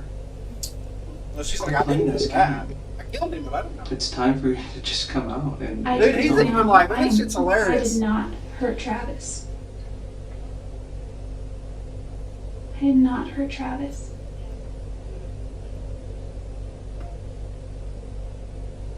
I wouldn't do that to him. The detective then goes on to explain the DNA evidence collected at the crime scene, which includes Jodi's blood mixed with Travis's blood, Jodi's hair, and Jodi's bloody palm print.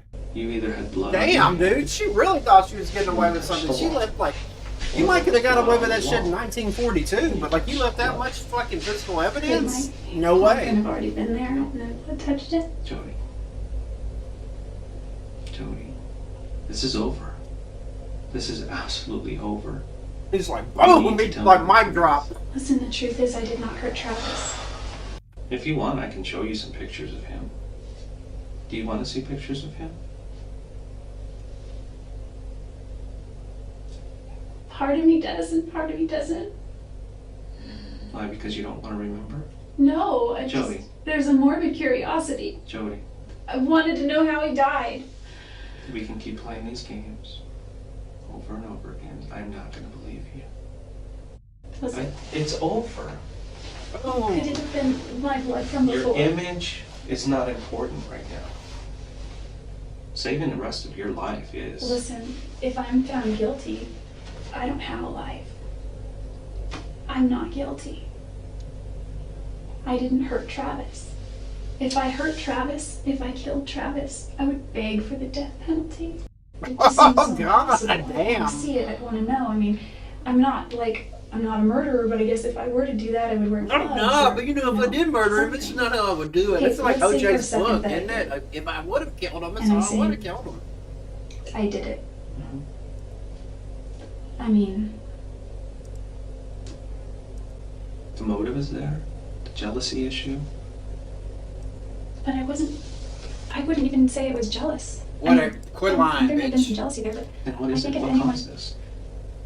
I think if anyone, maybe Travis was jealous, but What? That's what everybody else says. I can prove it right now. I can prove it. But what I don't have is I don't have answers on why it happened. Or, maybe something just got out of hand. I just- Maybe Like, did she Maybe premeditate Did you it? find the gun? Maybe that would. Oh Just shit! playing games here. I'm gonna take a little She just fucked up even more. Even if they didn't have all this evidence, she just busted out gun. break, but I need you to think about what you're doing here. Because the best thing for you to do is to tell me the truth. It's so important that you tell me why this occurred, what was going through your mind, and what caused you to do this. I'll let you think about that. Okay? And I'm gonna go looking for some pictures, and I'll bring them over, and we'll continue this discussion. Okay? Let me go find them.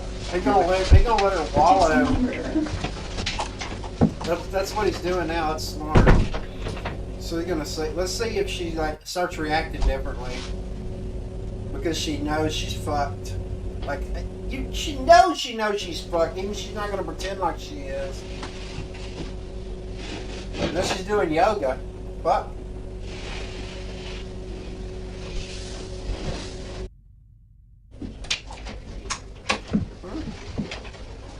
What kind of gun is that?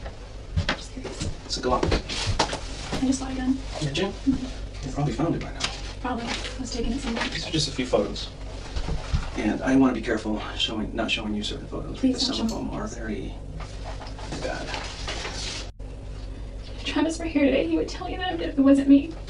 If he was here today, he wouldn't have to tell you that because he wouldn't be fucking dead. She's telling me is that you did this to you. Unless she meant his ghost is gonna show up and tell No. him, "Ooh, she didn't kill me." Remember him? Bro, are they gonna show?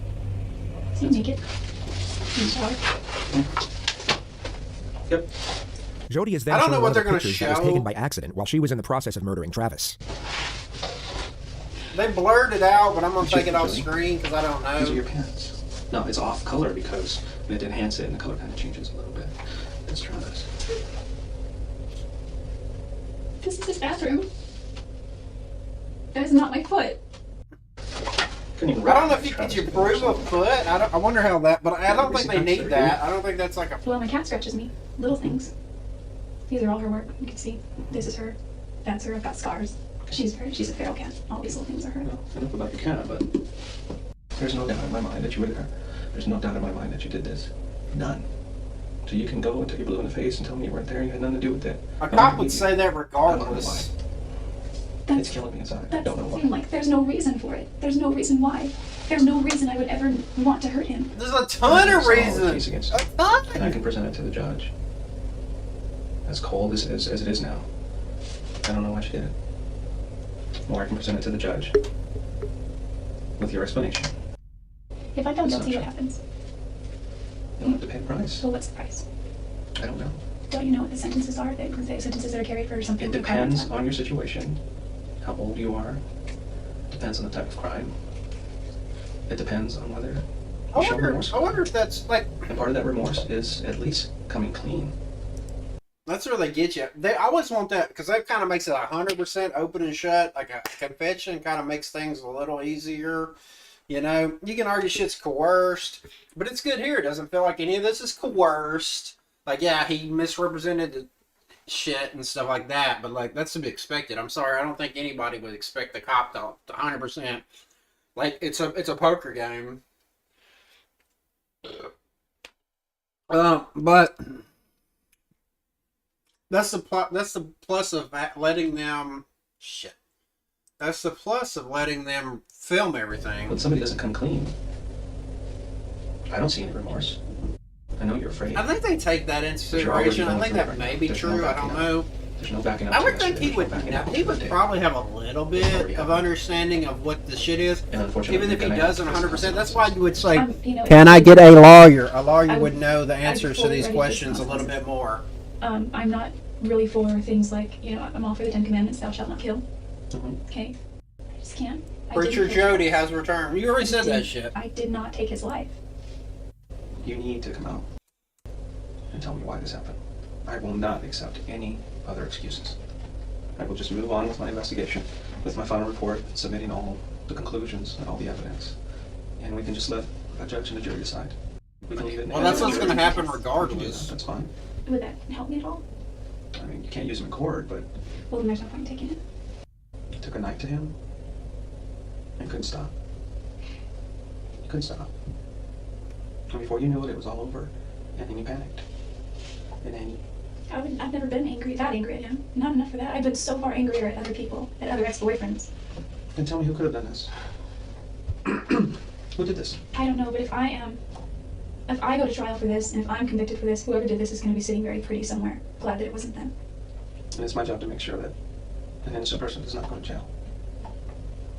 But I don't see an innocent person. True, I don't know. I think they're just... Travis has done a lot for me, and I wouldn't hurt him. He introduced the gospel to me. Oh, God! Why is everybody saying that you are capable of hurting him? Everybody says it.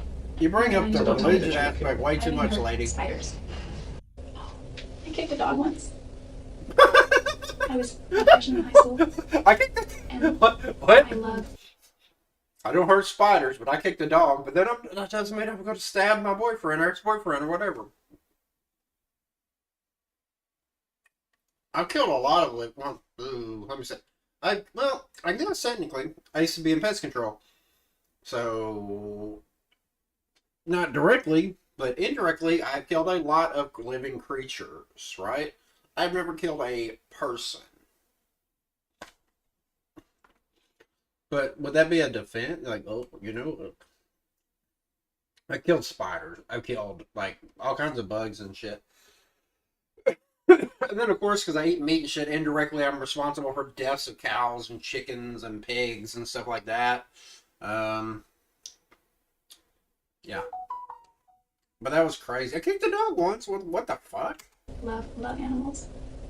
But he's a person. Oh, my God. I know a lot of people that they would rather kill a person any day than an animal. That does not mean you wouldn't kill a person. We had this dog, his name was Doggy Boy, and my parents, until this dog that they have now, have never been able to, and I don't mean just them, we as a family have never been able to care for a dog properly as far as give it attention and take it for walks and be consistent. To save you the oncoming ramble about Doggy Boy the dog, she lightly tapped him with her foot for tearing open the trash, and she's felt so bad ever since that it changed her entire worldview on the animal kingdom. She now apologizes to the dog, through the detective, who's conducting her interrogation for first-degree murder. And I need to apologize for that to him. I know it sounds weird, my relationship with animals, it's kind of like they're like people too.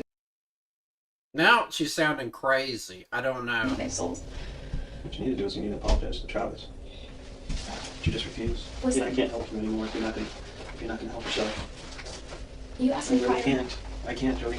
It's fascinating to observe how fast she can switch from one emotion to the next once she realizes a particular strategy hasn't worked. The attempt at elevating her character by expressing how much she cares for spiders and pets hasn't seemed to have any effect on the detective, so she then switches her disposition from sorrowful to analytical, as she once more tries to manipulate his perception of her. If I did anything that had anything to do with his death in any way, It's not if to me. I wouldn't. It's not if.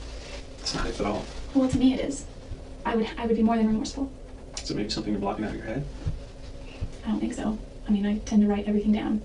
I just finished the book The Road Less Traveled, and he said, the true definition of sanity is dedication to reality at all costs. Well, this is definitely reality. We are sitting here inside of an office, the sheriff's department, and you are facing first-degree murder charges. Oh! You are going to be booked into jail, and eventually you will be brought back to Arizona, and you will stand trial. That's the reality. And once you realize that, I think you'll be better for it. I've had worse issues with other people. They're all still alive. I'm still friends with my ex-boyfriends. They're all I haven't killed everybody I've ever been mad at, so that's proof that I am not a murderer. still Good alive. one. You know, I've been doing this a long time.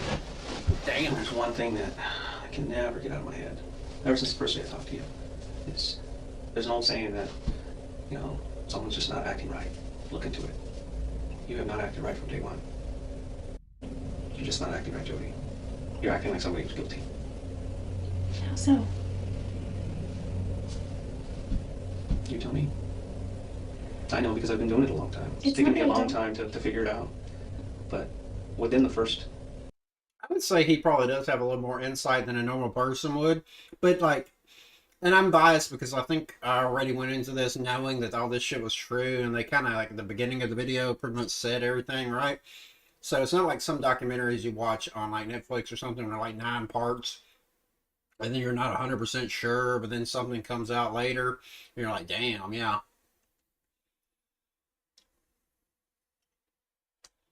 30 seconds to a minute of a conversation, I know when somebody's acting right. There's a certain way people act. How did I act Okay? that It's would not make you like think? it's not like TV. It's not anything like that. It's not what you see in the movies. Is it because I'm not crying? No. Now it sounds like she's trying to get, like, information out of him. She's like, what should I have done better? What do I need to do better? It's not because of that. What is it? I mean, I'm not going to change how I act. No, obviously you can't change what you're No, I acting. mean, I am who I am. Okay, you're sincere in the way you're acting. But Well, how is you're just not telling the truth. How is it different? Well, it's not really something you need to focus on anymore. After Jodi failed her attempts to extract inside knowledge, he's like, bro, too late. the best way to behave in order to appear innocent, she then attempts to explain why she hasn't been able to appear innocent. It's not that I'm not remorseful that he died. The reason I hesitate is because maybe this is something that's wrong with me psychologically, is I think of the butterfly effect. And it's like, you could say that the guy pumping gas down at the gas station could have potentially, because you see all these movies, these snunky movies where it's like this affected this, which affected this, which affected this, if he had written this. I know if you'd never met him, he'd probably still be alive. That's true. Yeah, that's because you killed him. No. Admit to something that I didn't do. If it would help my case and give me. He's done being Mr. Nice Guy. He's like, bitch, I done told you everything. So he's like, if you say something stupid, I'm just gonna say, yeah, because you killed him. Like, boom. I'm not even giving you. He's done. He is so done. He's destinying her now, where he's like, I've been good faith, but fuck this. You just complete. I'm fucking done with you. You're done. An easier sentence. I know that people plead guilty for those things. No, and I don't want you to do that. That is the absolute last thing I want. I wish that I had answers. I'm sorry. There's just no reason. There's just no reason. I wonder if she ever come out with it. If I did something, I probably wouldn't either. I don't know. There's no good reason why this happened. There's never a good reason why somebody dies like this. This seems to be the moment Jodi fully confronts the reality of her situation. The anguish she has over her own fate will become visible, yet she will now disguise this anguish as grief over Travis's death. She does this by posing a question. How many times was Travis stabbed? More than I want to remember. I wonder if she remembers. Or she was in like a rage moment or something. I think you're getting the reality in the moment now. Did he like, I wonder if he said something to set her off, or... Travis's family is gonna miss out on the Travis. There's just no reason I would ever want to hurt him. All I know is that I need a story or else it's just cold. It's so cold. But without the truth, I can't paint another picture. I wonder if it's like in her head she's going over like, I should act like this now, then if I have to come out, I can say, like, I didn't remember, I flew into some sort, like, I mean, this is what I would be doing. If I did something and I was caught and I knew I was caught and I was busted, in my head, I would try to be going over like other reasons. This is also why she should stop being interviewed at this point and be like, she's fucked, she knows she's fucked. You need to get a lawyer. I'm sorry. Like, why have you not asked her lawyer after 2 hours? And it's going to be up to the prosecutor to paint that picture. And if you want that prosecutor, and I've met him, then you don't want him painting that picture. I have to maintain my innocence. I can't admit to doing something that I haven't done. There's just no Well, I reason. have more work to do. Can you give me a rundown of what's going to happen from here when you leave? Yeah, you're, Like, just today, for example. well, you'll probably be taken across the street to the county jail. You'll be processed through there. This is a really trivial question, and it's going to reveal how shallow I am. But before they book me, can I clean myself up a little bit? You're going to be taken the way you are. I can't give you anything else. Do I have to go in handcuffs everywhere? It's just procedure. Whether you wrote a bad check or you're facing murder charges, you're going to go in handcuffs.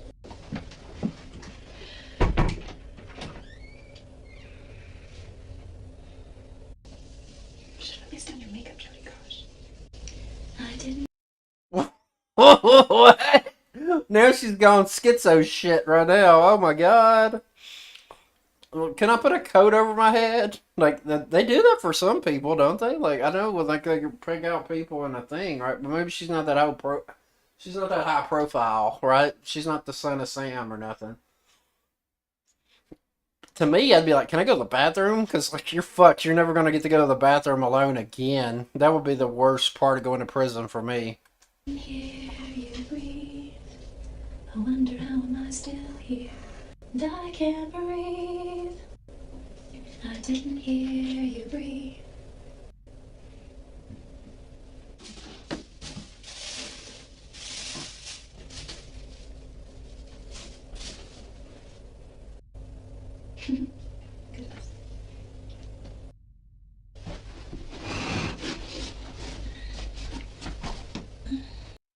Is she like doing her I'm insane defense now?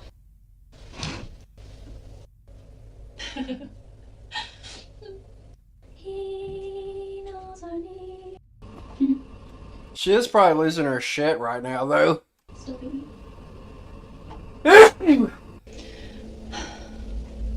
Jodi was then taken to the county jail and charged with the murder of Travis Alexander. She stayed there overnight, and it would be a total of 16 hours before she was taken back to the Siskiyou County Sheriff's Office. What's she talking about? She don't I mean, she ain't like fucking, I don't know, Taylor Swift, but she ain't like, she's like, I need to put myself together. Like, she don't look like she's that bad off, you know? Like, I've seen way worse people. Pictures. Her second interrogation commenced at approximately 9:30 a.m. Just remember in the winter.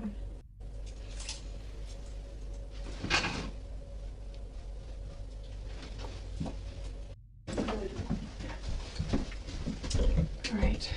Right, man, bottle of water, hell yeah. I'm gonna get interrogated. You want to go ahead and stand up for me? As I take these cuffs off, just go ahead and put your hands down at the waist, okay? Don't try nothing crazy, bitch. We'll shoot you in the head.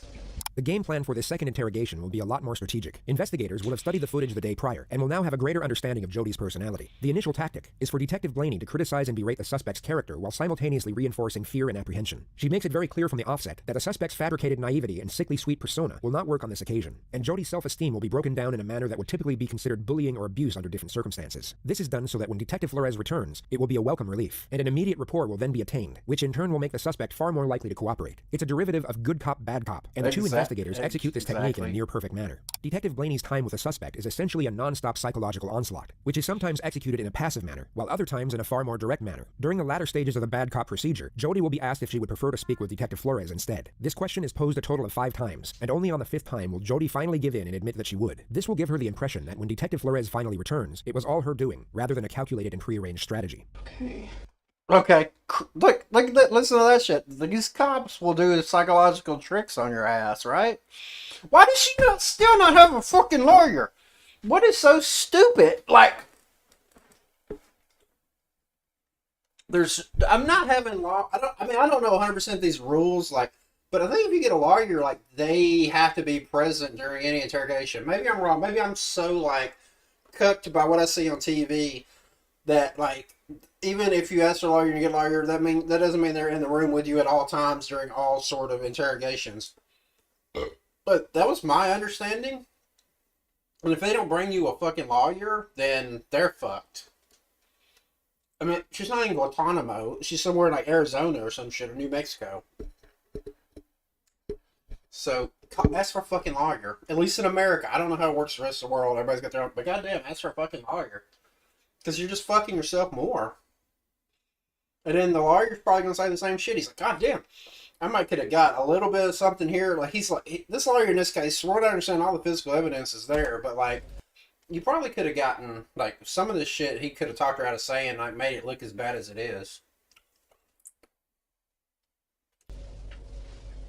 The voice recorder isn't actually for the purpose of recording the conversation. It is a prop to reinforce the perception of Detective Blaney being the enemy, and not to be trusted. You'll notice that when Detective Flores returns, this device will be switched off, therefore reinforcing the idea that he is the friend who can be trusted. Today's date is, Bro, that's even worse. And my name is Detective Rachel Blaney, and I'm here with Jodi Arias. Is that how you say it? Did she say her name was Rachel Bully? And this is, if I have to, write up a report of what we talked about, at least I know word for word, what you said, and there's no mistakes. Okay. The reason that I wanted to talk with you this morning, there's a couple of reasons actually. Let me say this: it's obvious to me that you're not a typical suspect. You come from a good home, a good family. Your parents obviously care about you. That was evident, when they talked to him yesterday. And you're a bright girl, probably more intelligent than you were letting on yesterday. And there's no question in my mind or any of the other investigators' mind that you were the person that took Travis's life. Boom. Dropped what I need to know, or what I'd like to know, and give you the opportunity to do, is determine whether, you're a cold-blooded, cold-hearted murderer who slaughtered this guy, or are you somebody that got caught up in circumstances and things got out of control. When this hits the news, and it'll go to the media, do you want to be portrayed as that cold-blooded, cold-hearted murderer? Because the media loves that. I'm trying to help you out. I'm trying to give you a chance to make things right. Show the families that you do have some remorse. But when you continue to deny when it's obvious that that's not the case, you appear to be the cold-blooded killer. And things are going to start moving real fast here for you. This is kind of a pause before things, start getting heavy. This is your opportunity to help yourself out. We don't need you to tell us anything. I'm doing this for you. It's a matter of, do you want to take control of your situation and paint the picture of who you are? Because you're the only one that knows that. The professional ruthlessness of this investigator is quite astonishing. The demeaning and sarcastic tone she manages to superimpose over straight facts is gripping to witness. Was it a matter of, like I said, this guy, Travis, building some sort of, what you thought was some sort of relationship? Were you hoping for marriage? Is this something that you were hoping for? Was he leading you down that path? Did he take advantage of you? Were there promises made that were broken? Did he betray your trust in some way? I don't know. Only you know that. This is not going to go away anytime soon for you, Jodi. You're a young woman, just starting your life. You had a lot going for you. You should be fighting for yourself right now. And you let this eat at you, and it's going to destroy you or change you in a way that you wouldn't want. Jodi manages to veer off on trivial aspects of her and Travis's relationship that paint her in a positive light. Officer Blaney makes it very clear that she has far less patience than Officer Flores. With what appears to be a very sympathetic tone, she will snap the suspect's focus back to the element of the murder. As much as I love Travis, I just have always, there's something inside that says he's not the guy you're going to marry. So then what was it? What was it that led up to all of this? I mean, there's got to be something. So I honestly don't believe that, that you're cold-hearted and you would just go and just, kill somebody on a whim. That doesn't fit your profile. So what was it that led up to that? You tell me. You tell them. You tell, Travis's family. I'm just trying to fill in the holes there, and just kind of guessing about the emotions. What was it that would make you, so angry or upset? Once Jodi is forcefully brought back to reality, she all of a sudden has nothing to say. The passive yet disparaging tone of a detective must be a very hard thing for an individual to have to sit there and take, especially someone who has used their fabricated sweet nature to their advantage most of their life in order to avoid these types of situations. And if you're smart, you'll realize that, you're not going to get a whole lot of other chances to do this, probably none. Once the wheels start turning, they move real fast. And you will be out of control then. I'm a spiritual person myself, and I don't think that I would want that, inside of me. I wouldn't want all of the ugliness of the lies inside of me. Take a minute just to think about what I said.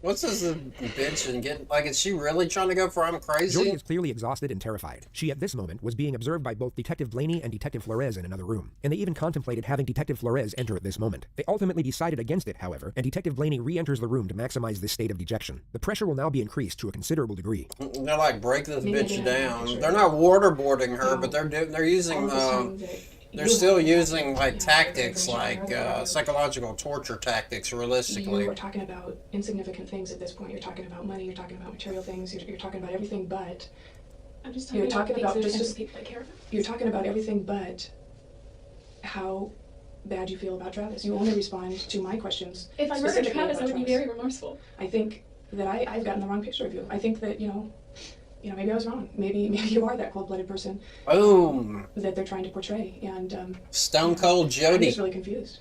At this point, maybe you're right. Maybe there isn't anything that you can do to help yourself. Maybe I was wrong.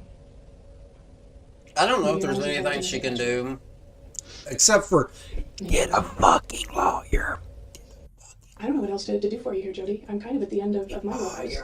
You're not going to get a whole lot of people that are trying to help you. I get people. You ain't gotta like lawyers, but when you need one, they can be helpful. Somebody that's worried about money, your appearance, everything about you. I don't hear anything about Travis unless you're specifically asked. How do you think that looks? True. Listen, I don't care so much. No, you listen. You are not grasping the reality here, Jodi. You are acting like the person that I portrayed, the ugly, cold-blooded murderer. Every time Jodi breaks down, the detective immediately focuses on Travis's family. She makes it abundantly clear that she has absolutely no sympathy for the suspect, despite her best efforts. I know Travis's family is struggling with that. This is how you should treat people in real life, too. Oh, that's so bad. I did X, Y, and Z. Their son's life was taken. A lot of people like to be the victim, man. That's what I would want. And I know that you're not a mother. I hate being the victim. But all women have those mothering instincts within them.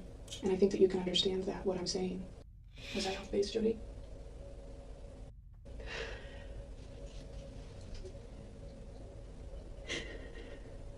Could you be clear just a second? Sure. I understand that you're a very private person. Everybody has said that, and that's glaringly apparent. Has everybody said that? No, this lady. All your business is going to be out in the open right now.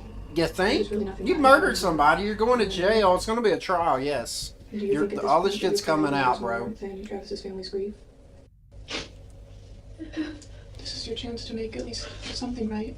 Even if it's on a small scale, it's a big deal to his folks. This is your opportunity to make right on some of your selfishness. I wasn't angry at Travis.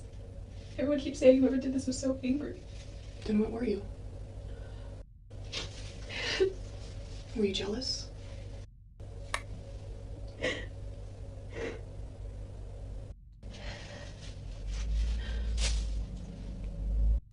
Was he expecting you to come over that day? He wanted me to. I told him I wasn't going to. So was it a surprise that you actually showed up?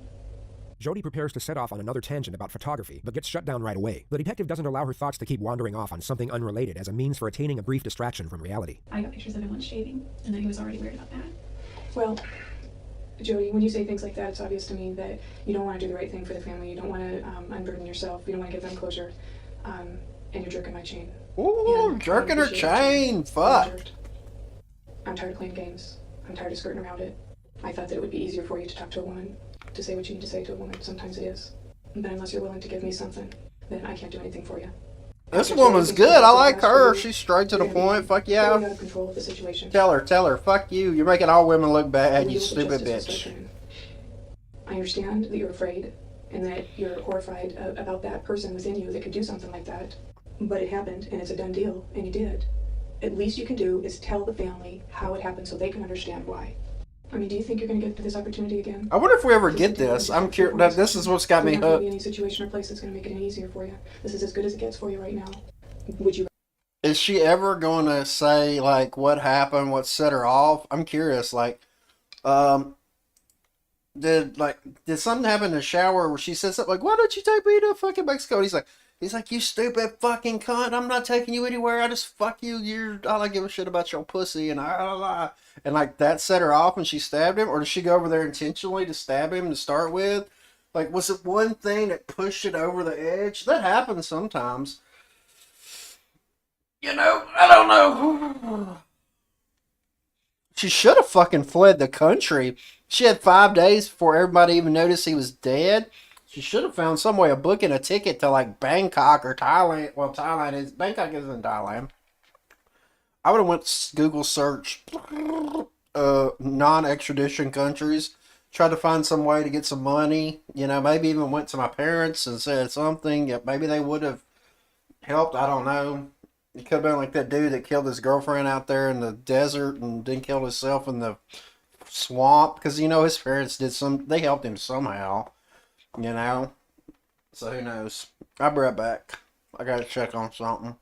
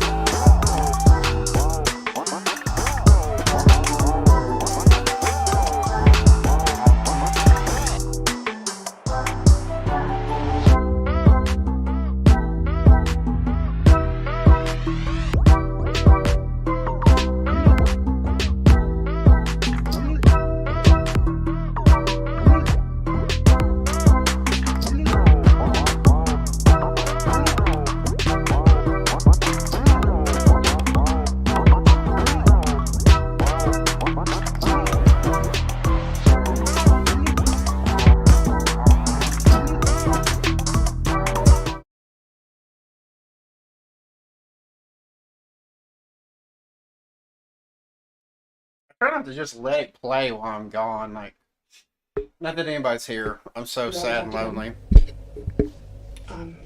If you do, you know, that's fine, and I'm sure that he'd be willing to talk with you again. Or would you rather continue talking with me? Fuck no, I don't want to talk to you. I don't want to talk to you. Like, I think you're doing a great job, but like, I don't really have a preference. I don't want to talk to you if you're gonna talk to me like you're talking talking to her. Inside your head right now. I don't know whether you're weighing the odds. You know, trying to figure out how you can save your own skin here. Don't you think that it's going to make just a Bro, little bit she difference just inside cut yourself? straight up. God damn it, As I've far as that gotten closure so goes, bad figure about out the doing that. family At least has She's something. just pulled And if your you're not gonna do that shit. today, Like, with me right now, I'm just going to send you back across the street. Because we've been in here for a while. And I don't have, you know, the entire day. 2 more I guess hours. my patients are running a little thin.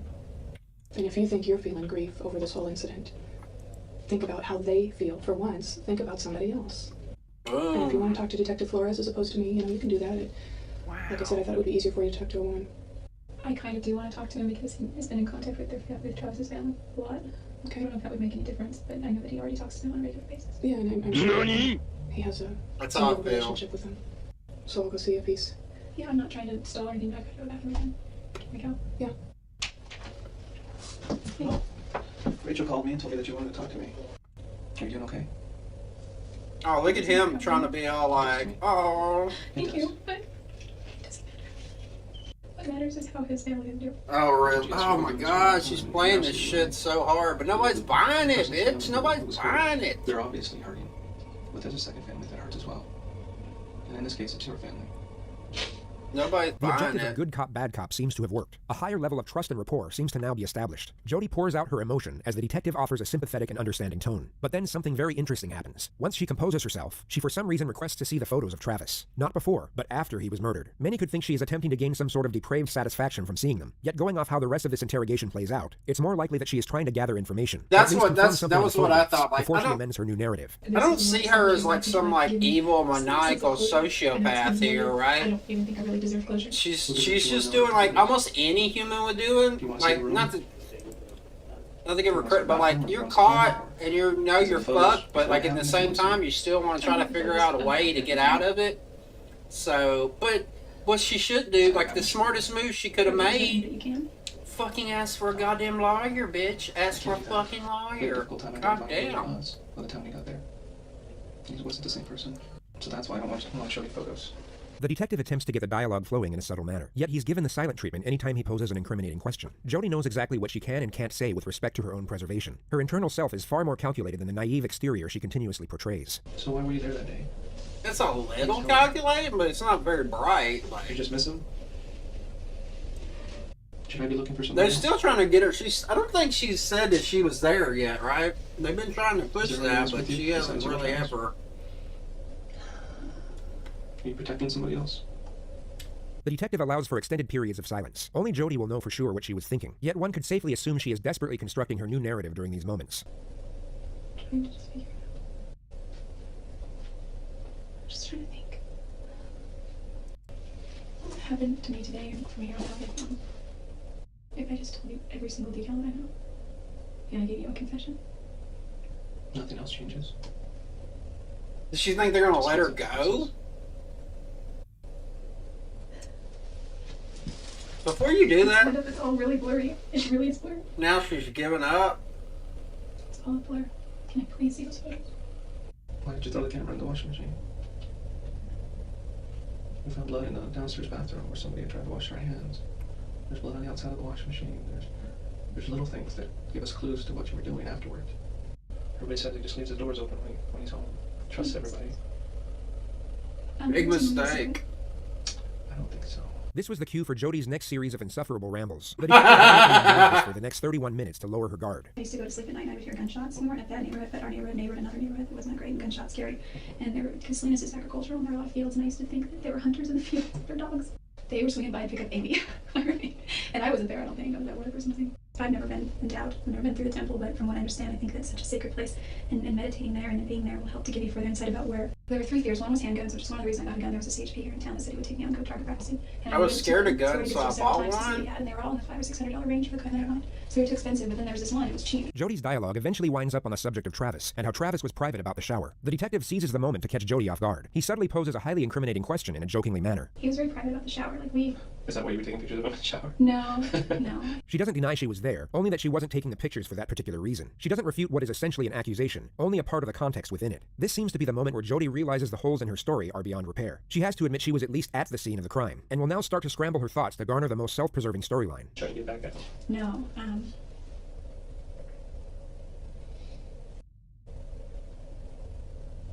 What went wrong? Did he say I something? don't know if this is the worst way or the best. I think this detective is actually doing a really good job. Like, it might be easier than it looks in her case, because, you know, on face value, she seems like, come on, he's holding all the cards here. But I would think this would be a good learning thing for somebody that was doing this, to see this is a good way to kind of get, you know, because it seems like it took a little while.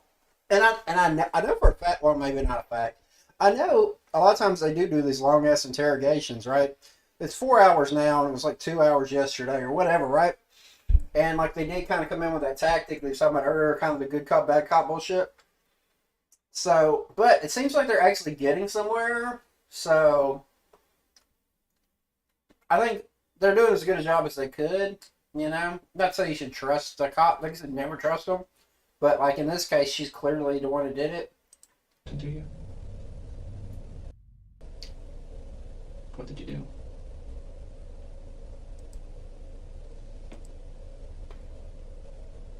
Did you plan on doing that the whole time? I don't believe you planned it. Jodi, please. I can't. Why not? Did someone catch you there? Someone not expecting you to be there?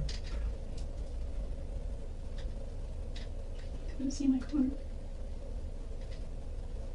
Then who was it?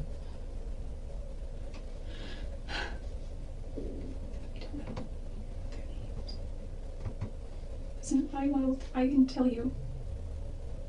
I can tell you everything that I know or that I remember. Okay. What do you remember? Is there any way I can see those pictures?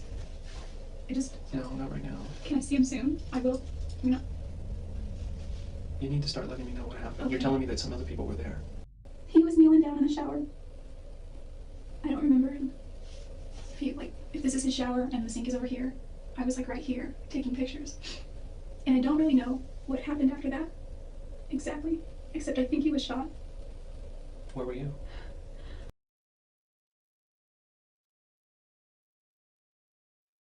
I don't know. I get where she's like, I'm back in the corner, right? I got it. Like, and this happens a lot, right? But I don't think she has a good. I think she might have came up. She had already kind of planned out a little bit. So she's working on some of this shit on the fly. And who knows? Maybe she thought about it last night when she was in jail. I don't fucking know. But she kind of did have a little more plan and had a little bit more, you know, a little bit of leeway on the first story. But now she's like, fuck, I've got to give ground. I got to admit that I was there. So now she's going to try to weave this new story. And that ain't helping. If this is his shower, and he's sitting here, I was like, well, if this is his shower, and he's sitting here, I was like right here on my knees, and his bathtub was right here, and I was taking him here, and I was just going through the pictures, and I heard this loud ring. And I don't really remember except Travis was screaming. I think I got knocked out, but I don't think it was that long. And there were two people there, and What'd you say? I remember putting my hand on his back because he was on all four of his knees. He was like on his knees like this, doing something like this or something like, I don't know. And I was like, are you okay? What's going on? What's going on? He's like, go get help, go get help. And I said, okay. And I turned around. There were two people there. One was a guy and one was a girl. I couldn't tell it at first, but you could just see one was a girl. And I assumed the other was a guy because their build and then their voices. Travis was screaming the whole time. He wasn't screaming like a girl. He was just like he was in pain, like he was like shocked, like, oh, you know. What happened, Jodi? What did you see? I took him out like a little pet. I ran. He was still like conscious and still alive. And But you just left him there? no, I ran into the closet and he stopped me and he didn't touch me. He was just held the gun to my head and he was like, you don't go anywhere. And he told the other girl to finish it. I didn't see. He told me to stay there and not to move. And where was that, in the closet? No, it was She describes that the male stopped her from leaving, and then goes into detail about how her phone wasn't charged and how she forgot her phone charger. She then describes how she valiantly tried to save Travis from the female attacker. She was over him, and I just rushed her and I pushed her. In the next moment, she will state that the assailant comes back when she never went anywhere to begin with. I got Travis, and he wasn't like standing up. Yeah, this is where her story's going to fall apart. Like, she's come up with this, like... I was trying to She get should have him. just come up with this to start with, right? And She should have known there was no she way came they back. couldn't prove I that she was got there, her right? Here. She came And then back. if she was He there starting in to that do case, something. why didn't she go to the police to start with? And why did it take him him. so long to get her to do this? And she I said guess that, you could pull out the narrative like she they said if I said anything they would come and find me, they knew where I lived and they would kill me. But this is falling apart hard, I No, think. that's not why we're here. From what you're telling me, she was the aggressive one and he was the more passive. Yeah, I mean, there was definitely aggression as far as, I mean, I don't know what you define aggression by, but like, there was definitely Killing somebody sternness. might be aggressive, So it just seems like you saying. knew him, obviously.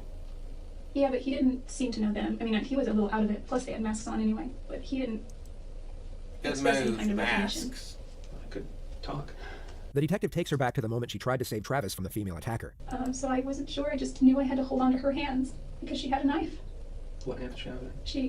She had it in this hand, but, well, her right, I guess, so. Right.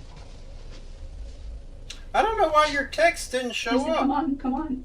You know, I didn't he's even like, see that somebody had chatted. I guess she He's like, left. I can't. No. I said, come on, he's like, I can't feel my legs. Jodi had obviously seen a lot of bad movies. Bear in mind, this conversation she had with Travis was supposedly happening as she was simultaneously fighting off a knife-wielding attacker. She glosses over the struggle, and she somehow ends up outside the bathroom. The two assailants are now inside the bathroom, arguing with each other about Was the Jodi's chat fate. not? She hasn't My stated whether text Travis should is have been alive or showing dead at this up. I point. don't know It why it wasn't like super didn't. yelling. Maybe it It's kind of did. like hushed, but intense. Like, you need to da-da-da. Shut up. It's not over here. Things like that. The male assailant then takes Jodi's registration out of her wallet. I guess and I looks just at her didn't dress. notice it. Sorry. You ever say anything about this? He said they'll do to my family the same way and me. And I didn't care so much about me. That's definitely a movie kind of thing right there. You know, you say anything? He's like, I'm giving you one chance. And she said she's gonna rat us off. She's gonna say something, and he was like, shut up. He was like, you get one chance. Jodi then leaves in her car. She of course doesn't mention the fact that she then left Travis a voicemail to give herself an alibi for not being there. I was really scared. I was really freaked out of my mind. Like, this is not very believable, but it's even more unbelievable now because when she came up, like, if she would have come up with this story earlier on, This is not the truth, I could have been a little more This does charitable. not make any sense. But, like, I feel responsible because I feel that I could have done more. I feel that I should have gotten help. I feel that I should have been stronger. You feel responsible because you did this. oh, bam! Oh, I laid that shit on her heart. And there's nothing you can say about it. You don't feel responsible because you This is didn't not my go. real story, which does not make any I sense. know what I did. I changed my chat thing where it doesn't stay on the screen. That's why I didn't notice that you This is chatted. the most far-fetched story I've ever heard. And it's not going to help you. Is that how you want to leave this? Still, I feel here. Still, like, There's a reason why all you of did her this. crazy ass shit and her stories about her doggy and her religion and praying, There's no reason somebody else would come in and do this to him. it would have been There's no so reason. much easier What is if. wrong? Yeah, like, where's their proof? Like, yeah, like, all this is gonna fall apart because there's no evidence anybody else there. There's no. There's so many motives with you. Yeah, there's like talking about motives with shit missing. Did it look like people stole shit? Did he owe somebody some money? Or there some dark? You might could get away with this Jodi if your continues to give boyfriend was like a random details drug about the fictional dealer or assailants for a something. further Like, 8 minutes without being asked. The detective then ends the interrogation. One was male, one was female. They were taller than me. Not by a whole lot. but guess what she could do? The best thing she could do: ask for a fucking lawyer. Why is she not ask for a fucking lawyer? I'd still like to say something to his family, but I don't Hell, know. fucking no. Maybe No. I'll write a letter. Even as the No. detective is leaving the room, Jodi attempts to add further credibility to the new narrative and gives more details of the two attackers. I can give you the So many best description. inconsistencies that I don't even want to deal with right now. Okay, I just don't want my family. Yeah, he's like, fuck this. It won't be hard. He's like internet debating. He's like, I can't handle it anymore. That's what you're doing. I've had a Twitter battle. We're out. He's like, I'm out. I can't handle this. Let me pull out my chat. See, I don't think I had. Detective Blaney comes back with a pen and paper 3 minutes later. She was curious to see what Jodi would write to Travis's family. It ended up being a self-serving and whimsical paragraph about how sorry she was that she couldn't save Travis. The family were never given the letter. I hope not, because that's so bullshit. Jodi completely dissects and carefully examines the ham and cheese sandwich before she eats any of it, and as you've probably guessed by now, continues to behave in a rather unusual manner.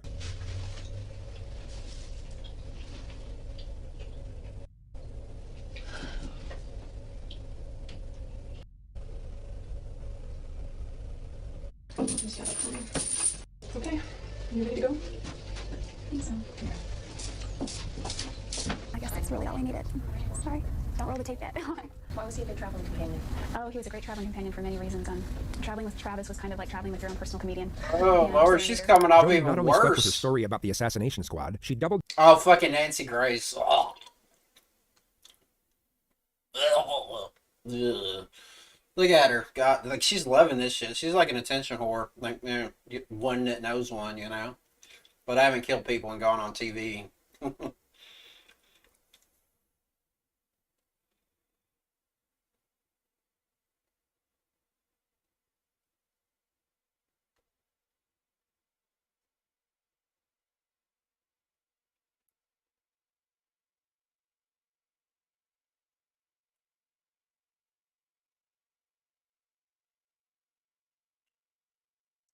down and agreed to every media request that came her way. She also stuck with Sure. a soft-spoken, sweet-natured, Jesus-loving character that wouldn't hurt spiders, let alone human beings. But she But once I again kicked failed the to realize dog. this fake disposition doesn't match the situation whatsoever. If you were sitting in a squalid jail, wrongfully accused of murder, and as a result facing life in prison or even the death penalty, you wouldn't be acting like this. She's trying to come across as the innocent girl next door, but she just looks like a terrifying lunatic. To know that he was stabbed some 27 times and shot once in the left cheek. Who could have done this to him? I don't know. Who do you think killed him? I have no idea. Are you backing out of your story, or you're just not going to tell it to the press? Did you finally talk to a lawyer? No, because I think if a lawyer talked to her, he would have said, don't go on fucking national television and start yammering on. You're not going to, it's not going to look good.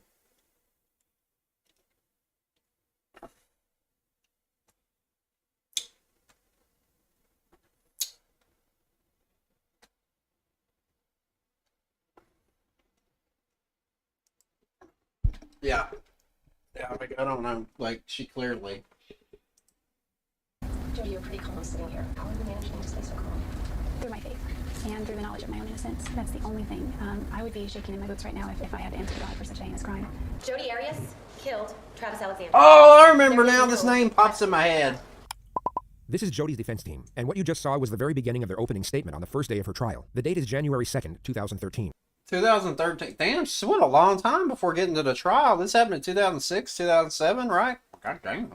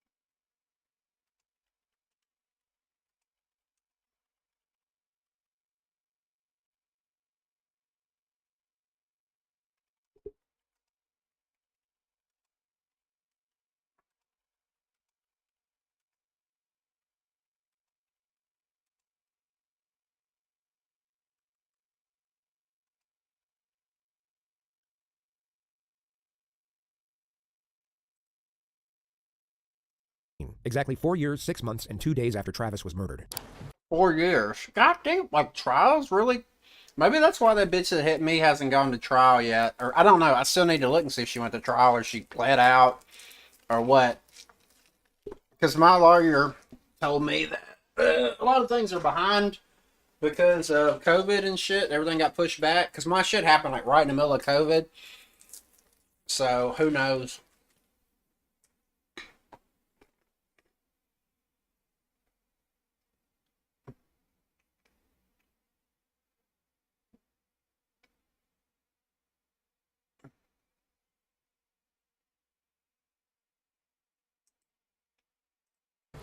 The million-dollar question is what would have forced her to do it? They must have figured the assassination story wouldn't go down well with a jury, especially when confronted with the many steps Jodi took to get away with the murder. So the narrative has now changed for a third time, and the defense have to come up with a plausible explanation for Jodi's trail of deception. The hole she had dug herself into was exceptionally deep, and her attorneys are now crafting the rope to pull her out. Jodi did not always tell the truth about what happened that night. She was scared. Scared about what had happened and scared about what she had done. She had absolutely no experience with police interrogation before. You don't say. And so when they talked to her, she wasn't always truthful. Her fear and her panic. I guess at one point you have to almost admit to it, but it never looks good when you admit to that. You will learn more about Jodi Arias. Although not everyone in Travis's family were devout Mormons, all of them were close. He in particular had a very strong relationship with his sister Tanisha, and as you can yeah, she looks fucking like horrified. I don't blame her though. I don't want to attack this girl. Attack Jodi's dumbass. But I get how that would be. Like, I don't know, it's just a bad picture. Like, but like, it's like, yeah, I get it. She's like, what the fuck, this sick fucking bitch. Probably tell. A picture can say 1,000 words. Much more about Jodi. You will find that she is an articulate, bright young woman who is a very talented artist and photographer. And so what would have forced her to have to take Travis's life on that awful day? In order to answer that question, we have to go back to the beginning. The bulk of the defense's opening was to paint Jodi as the naive victim and Travis as the calculated villain. Being a Temple member and an executive director of Prepaid Legal, outward appearances would be very important to Travis. And so while he continued this facade of being... Well, then that seems like... Are they going to try to argue it was self-defense or something? Or he... Like, this would be... This to me sounds like this would be the case if he killed her. You know? Like, this is why he killed her, is because... You know, yada, yada, yada, because she was going to come out that she was doing all this, and he was not as, like, you know, Mormon as he was supposed to be, or Christian, or whatever you want to call it. You know, he wasn't living up to his, you know, goddamn, am I still muted? No, good.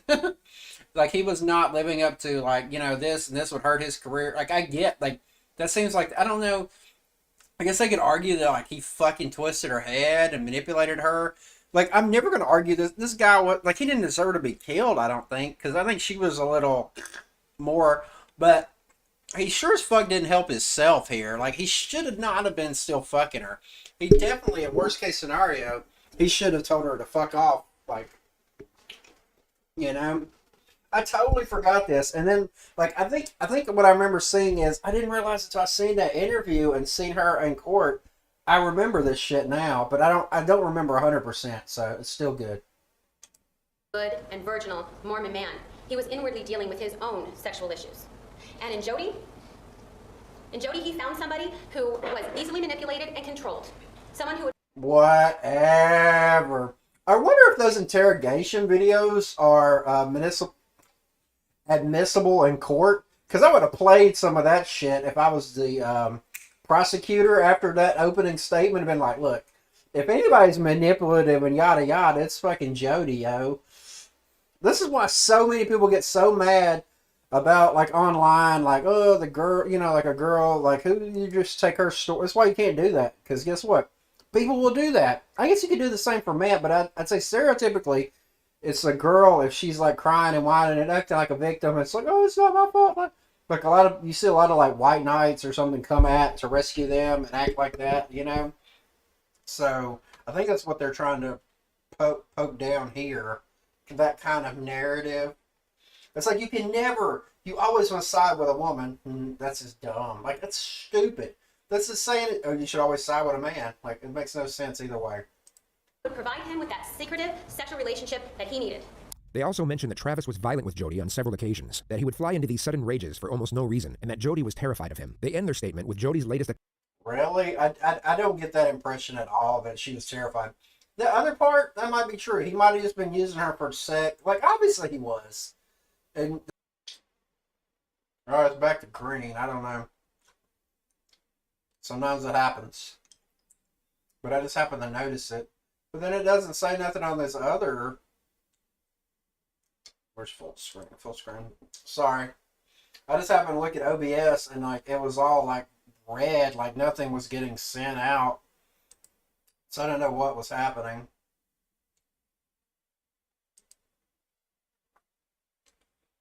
And then so I had to check everywhere. Now see, it's saying low bit right here. But I think it's back now. But it's probably behind by a little bit. Like, it might not even caught up, like, while it was happening. Seems like bitrate's back up. Look like everything's going on. I don't think it, like, got shut down. or nothing like that. Just give me a sec. I'm just trying to test everything, make sure it's all working.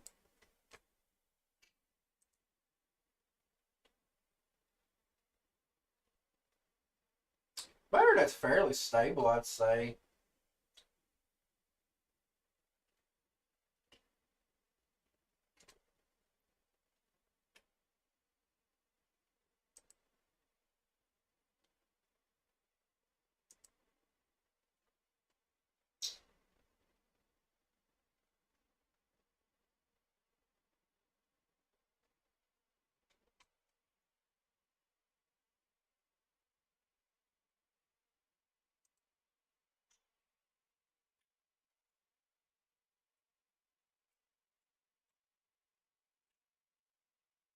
Let me get that back up.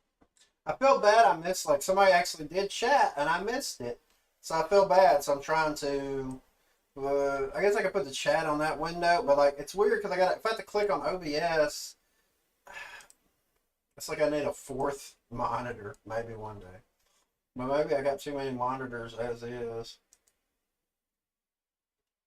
Alright, looks like everything's back. Account of how Travis was killed, which is now a case of justifiable self-defense. The attorney gets to the moment Jodi was taking So pictures now of she's Travis in on the her shower. third Jodi accidentally story? drops Travis's camera. And as that camera was falling, that was enough for Travis. Because he lunged at Jodi in anger, knocking her to the ground in the bathroom where there was a struggle. Jodi's life was in danger. In just a minute from this picture, we go to the next picture, where it's Travis's body. He's clearly injured already, in a minute. Now that very brief moment of time, a minute, is not the result of premeditation. In that 1 minute, had Jodi not been forced to defend Hard herself, for their none family of to us see that would be shit. here. In that Like, 1 I'm a minute, had pretty, Jodi like, not chosen to defend rational herself, person, but goddamn, if I she seen a would picture not. of like my son or This is brother or not something a murdered. case of who done it. The person who done it, the person who committed this killing, sits in court today. It's the defendant, Jodi Ann Arias. And the person that she done it to is an individual by the name of Travis Victor Alexander, a former boyfriend of hers, an individual that she was in love with, an individual that was a good man, an individual that was one of the greatest blessings in her life. And this love, well, she rewarded that love for Travis Victor Alexander by sticking a knife in his chest. And you know, he was a good man, according to her. And with regard to being a good man, well, she slit his throat as a reward for being a good man. And in terms of these blessings, well, she knocked the blessings out of him by putting a bullet in his head. She took the knife. Damn, but he's coming hard, but that's what they do as prosecutors. That's This is smart. very important to take note of. The prosecution just referred to this, the last photograph of Travis. Oh my Hall. God, why are The they argument showing is that this Jodi shit? either asked him to sit down, or at least waited for him to sit down before she began her attack. She knew Travis had to be in a disadvantaged position before she commenced her assault, and the prosecution's argument is that it was at this moment when Travis received a stab wound to the heart. He would have then begun to rapidly lose consciousness from that point forward. He attempted to protect himself and escape, but he was soon overwhelmed by his attacker due to the rapid blood loss. The pool of blood outside his bathroom reinforces the argument that his throat was cut after the stabbings, and a coroner's report, which will be revealed in more detail later on, concludes that Travis was in all likelihood shot in the head last. Jodi's version, on the other hand, has to be that Travis was shot first. The reason for this will also be explained later on. And began and stuck the knife in his chest. He struggled. He grabbed the knife. And when he grabbed the knife, of course that resulted in more blood. It seems like the shot to the head would be And I was like looking to get better the. her, and I was about to run out, get out and go get some help. Except that I was then confronted by the guy. This guy started looking through my purse. And lo and behold, in my purse, believe it or not, I happen to have my car registration that shows my address, because that's what I carry around. So they knew, they being this guy, knew exactly where I lived. And he said to me, well, if you tell what happened here, the same thing's going to happen to your family. There's a different story now. Now, it's not that she wasn't there. Now, it's not that it's two people with whatever variation she may have provided. Oh, to okay, these okay. national children. So they're blaming. Now, Exactly what I would do. her. She's the person who actually did this. And even though she says that, she still has a view as to the evidence. This is exhibit number 248. No jury is going to convict me Why not? because I'm innocent, and you can mark my words on that one. No jury will convict me. I also ask that you mark her words while you're marking the guilty verdict for her premeditated killing of Damn. Travis Alexander. Jodi Oh, spent now 18 they're days on the busting out stand, which knew what questions premeditated. were coming, and when completely uncontested, she was very much in her element. She was able to respond to the questions instinctively, and her dialogue came out in a confident and natural manner. You could tell she had each and every one of her responses planned to a T, and had considerable faith that her manipulative prowess would They ultimately probably save her. practiced this shit with her. But they were Spider-Man, and At this point in the trial, the defense had already detailed how Travis was physically abusive, sexually overbearing, and a deep-seated pedophile. Jodi stated that she caught him on his computer looking at images of children, and that Travis had even asked her to wear Spider-Man underwear during sex. facts. The next segment is Jodi's supposed theory as to why Travis made such a Really? request. I don't know. That seems kind of I out do know, there. however, that the year prior, there's a child he was close with that really liked Spider-Man. I don't know if that had anything to do with it, but... Whoa, whoa, whoa. I killed this motherfucker. Then after he's dead, I'm accusing him of being a pedophile. This sounds like Scientology more than the Mormons. Damn. Burn. But, I like Spider-Man. I mean, it might be kind of cool. Like, if she's like sexy Spider-Man girl, it doesn't always be related to children. Like, a lot of people like Spider-Man. Like, you might know a kid that likes Spider-Man. You might like a kid that likes fucking Incredible Hulk. That don't mean you can't like Incredible Hulk. That don't mean, like, you can't even... Like, was he asking you to dress up like a little kid? I don't know. Like, it seems kind of... Like, a lot of her shit just kind of comes off so far-fetched. Like, it's a stretch. This is the reason why she never left Travis after finding out about his pedophilic urges. I was under the impression that when he was able to sleep with a woman as opposed to fantasizing about a child, he felt like more normal. Oh my god, she's the fucking hero here. She was saving children by fucking this dude. Really, I don't remember this shit from the damn court trial. You would think this would be like a meme. Oh my fucking god, Jodi, you fucking hero. Thank you for saving all the fucking children. You should run for Congress. Oh, guess what? I'm sure you're in prison for life. So not going to happen. She could have been the original Lauren Boebert or whatever. She could have ran on that, like, stop the pedophiles, fucking all the dudes that are pedophiles. That's, oh my god, like, whoever thought about that? That's like a fucking, oh my god, save the world. As a man. So, also, I had seen prior to this... If he was really a pedophile, fucking he was not going to stop his urges. Sorry. Many beautiful qualities about him and good qualities about him and things that were attractive about him. And except for he's a pedophile. I believe that this incident was a negative part of himself that he didn't want to foster or that he was fighting or struggling against. That's possible, but maybe not in this case and not how you're bringing it out. You're just trying to character assassinate this motherfucker that you literally assassinated already. Why would you bring out, like that's like the big, I would say, there's like two, like people do this a lot politically and like a lot of political discourse and shit. Call the other person a Nazi or call the other person a pedophile, right? And so these are two things. Like I think now pedophile is probably worse than Nazi.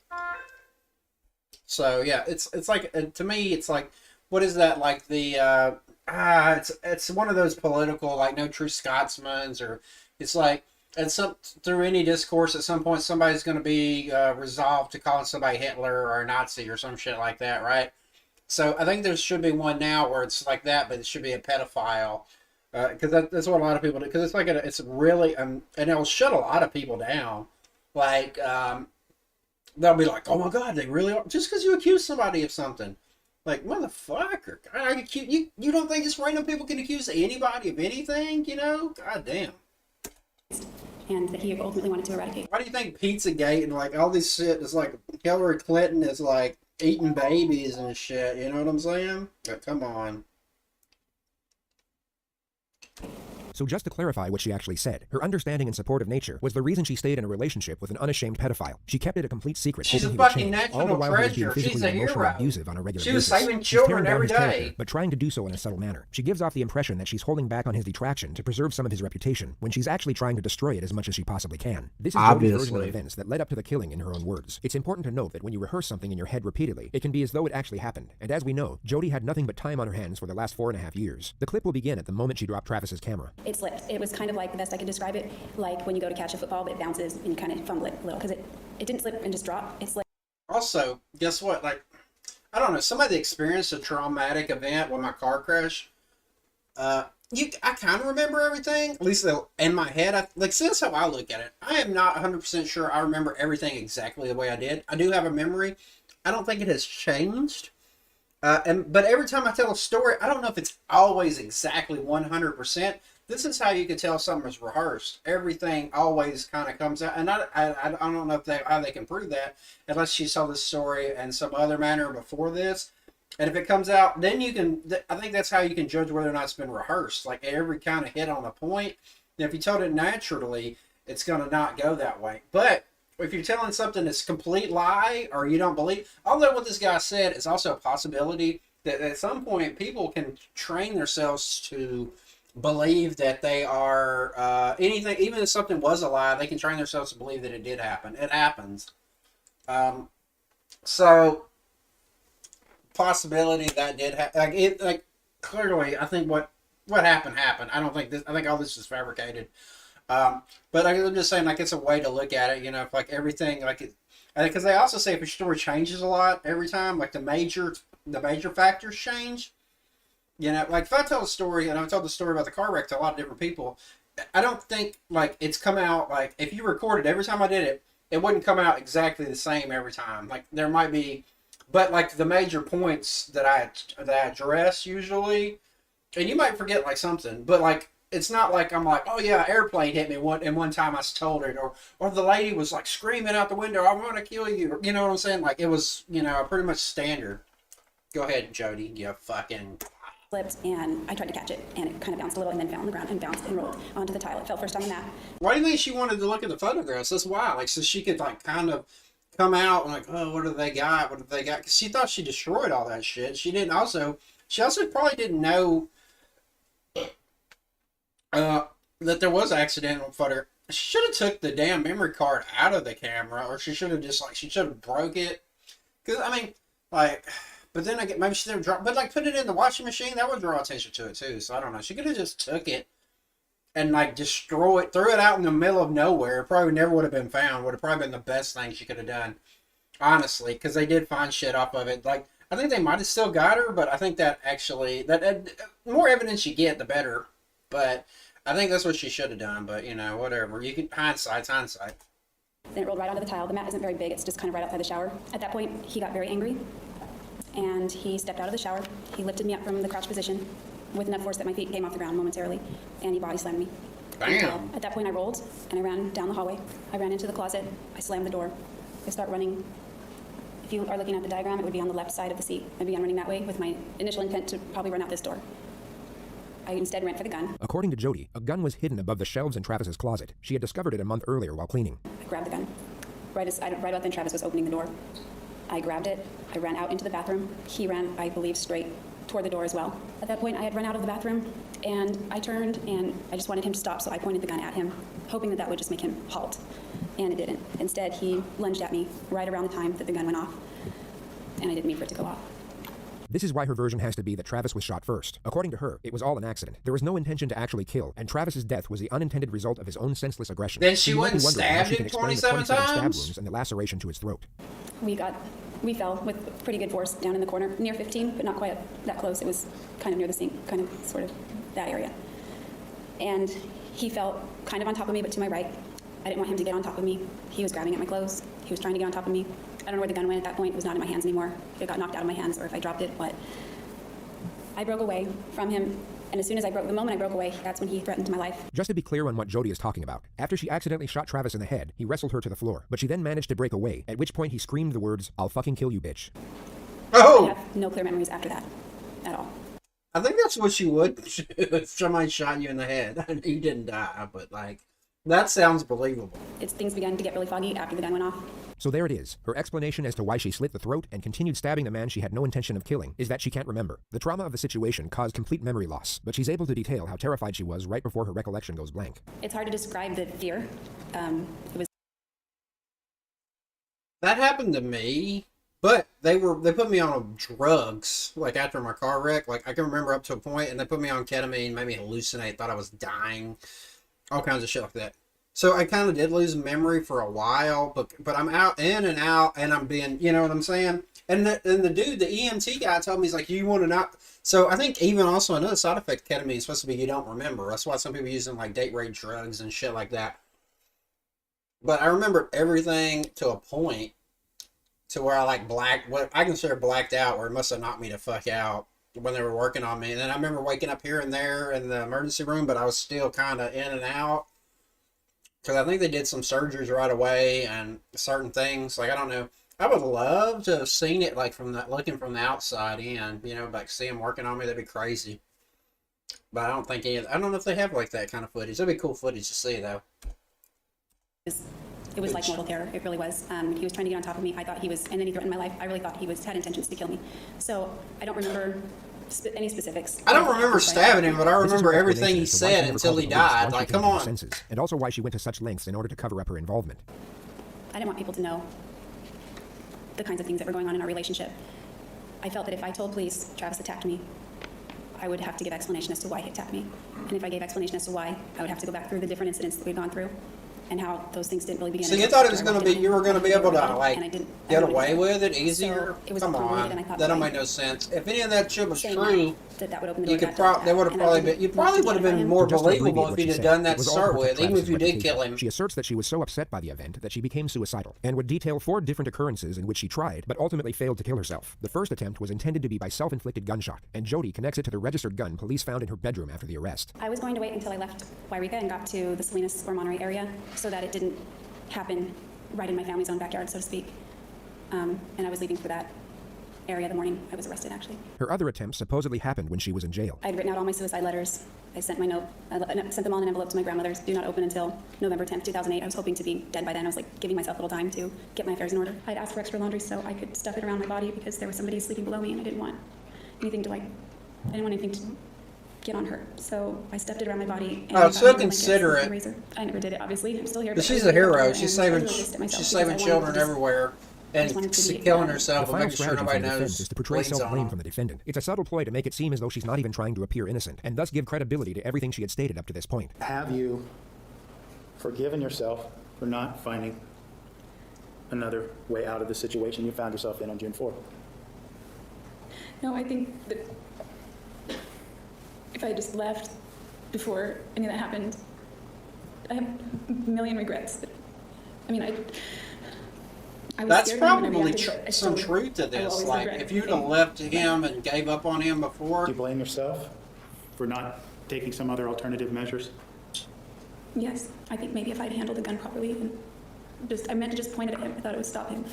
Maybe he wouldn't have gotten as angry as he did. Maybe he wouldn't have. No, I think you should have left him the fuck alone, and you wouldn't have had to kill him. I remember having a conversation with Detective Flores of the Mason. Either story, this would have saved all this. Yes. And this was the day that you were arrested, right? Yes. What's fascinating about this prosecutor's approach is that the vast majority of his cross-examination doesn't even challenge Jodi's new storyline. He simply asks specific questions within it. He puts a microscope under certain elements and lets the absurdity of it all speak for itself. And during that time, you told him something, and let's take a look at it right now. Oh, cool. They had to look at this shit. She's done. That's not true, is it? There's no way I would look at this and believe her new story. Were you there to help him? But you know why they came up with this? Because in the court here, like you get off if it's a reasonable doubt. To me, there is no reasonable doubt. Like there's doubt. That's why they came up with this story. That's why the defense went this way. Because that's what you do. You never try to prove your innocence. I mean, like maybe you could if you were really innocent, right? And I mean, even if you're not, like it might be hard to prove your innocence, right? In certain circumstances. But what you want to do is like you want to have enough where there's a reasonable doubt. I just don't think how she acted and everything I've seen so far that a reasonable doubt has been created. I did watch this other documentary about the stairs, and I felt that there was a lot of reasonable doubt, and that's why they got off. That wasn't the truth. Well, why they should have got off, but they got found guilty. So it's weird how I receive certain things. It wasn't that you were there to help him, was it? No, that was not the truth. You'll notice that Jodi has a hard time. But at the end of the day, even in this one, where there's a lot of shit, and I've seen the court case and all this, I wasn't in the courtroom. I didn't hear every argument, every step of the way. So I can't, like, honestly, you can't really judge. It's kind of like a lot of people got upset about the Rittenhouse. I was like, at some point, it was kind of clear that it was some sort of self-defense. You can definitely argue that he shouldn't have been there. I agree 100%. I don't know what the fuck he was doing there. That was so fucking stupid. But that whole situation was all fucked up with riots. And, like, I would never put myself in that situation either way. Like his point or those people out there, like, protest. Like, I wouldn't do it. It's just not a good idea. Agreeing to details that actually conform to her own narrative. The tone of the prosecutor puts her on the defensive, and she tries her best to avoid agreeing with what he's saying, even though the actual context of his dialogue correlates with her own defense. And in fact, you were there for a different purpose. You were there so that he wouldn't get the truth, right? No, I was there against my will. There's nothing that the detective ever did to get you to say whatever it was that you said at the first interview, right? Not that I recall. Well, again, we're with the memory issue. Ma'am, are you having problems remembering what happened back on July 15th of 2008? No. So he didn't do anything then, right? Anything what? What are we talking about, ma'am? Are you again having problems understanding what's going on? Your Honor, she can't understand this question. That's Let me answer. I don't understand his question. Ma'am, the detective didn't do anything during the interview to cause you to lie, right? No. So with this interview, you then started to talk about whether or not you had been in Arizona, right? Yes. You said, no, you hadn't been in Arizona, right? That's right. That's an absolute lie, right? Yes. And the reason that you didn't want to admit to being in Arizona is because you knew that you had killed Travis Alexander, right? Yes. Ma'am, after that interview, you then had another chance to have a conversation with Detective Flores the next day, right? Yes. And again, it was a voluntary conversation, wasn't it? Yes. And it was the same situation as the day before, right?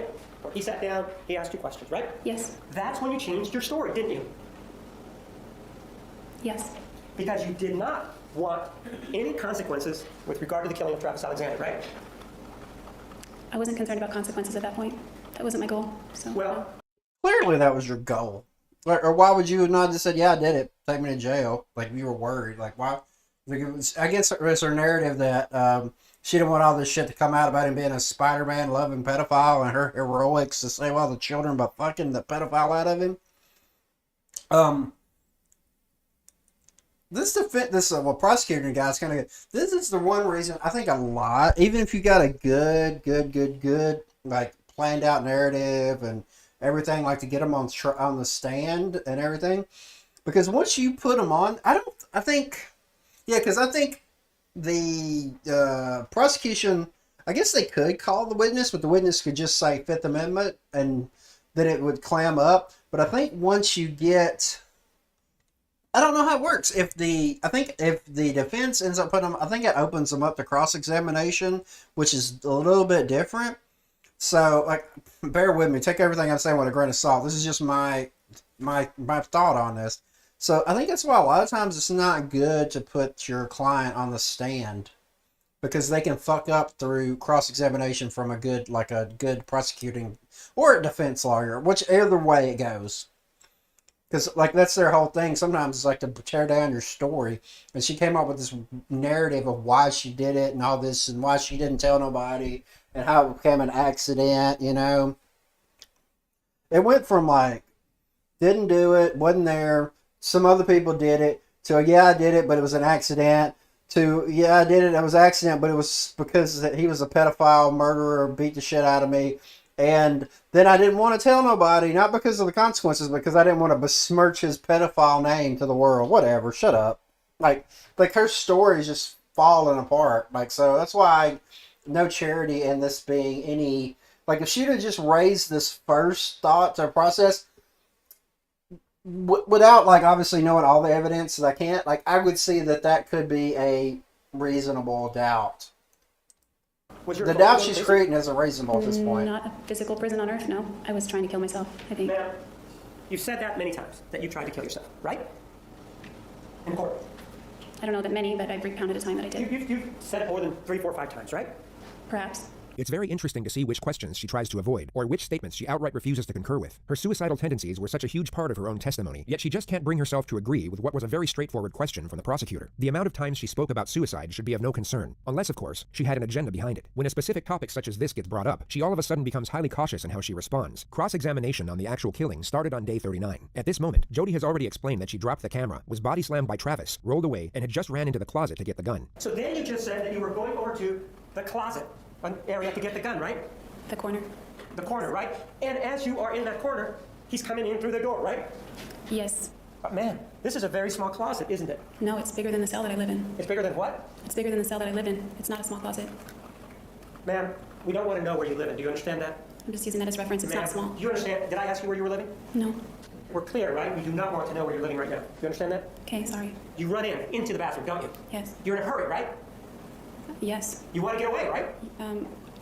I want him to not get close to me. Well, you want to get away. That's what's going on, right? I don't know if we're going to show any blood or anything. Is, according to you, is you then go in here and then you pivot, right? Or turn around. Yes. You have the gun. Which hand do you have the gun up in? Both. So you have it out like this with both hands outstretched? Yes. Correct? Yes. And so you have the gun outstretched and he's still not there yet, right? He's still in the closet. He's coming out the door as I turn. So he's at the door now, right? And according to you, he is on you when you shoot him, right? Not quite on me. I think the gun went off and then he impacted me right shortly after that.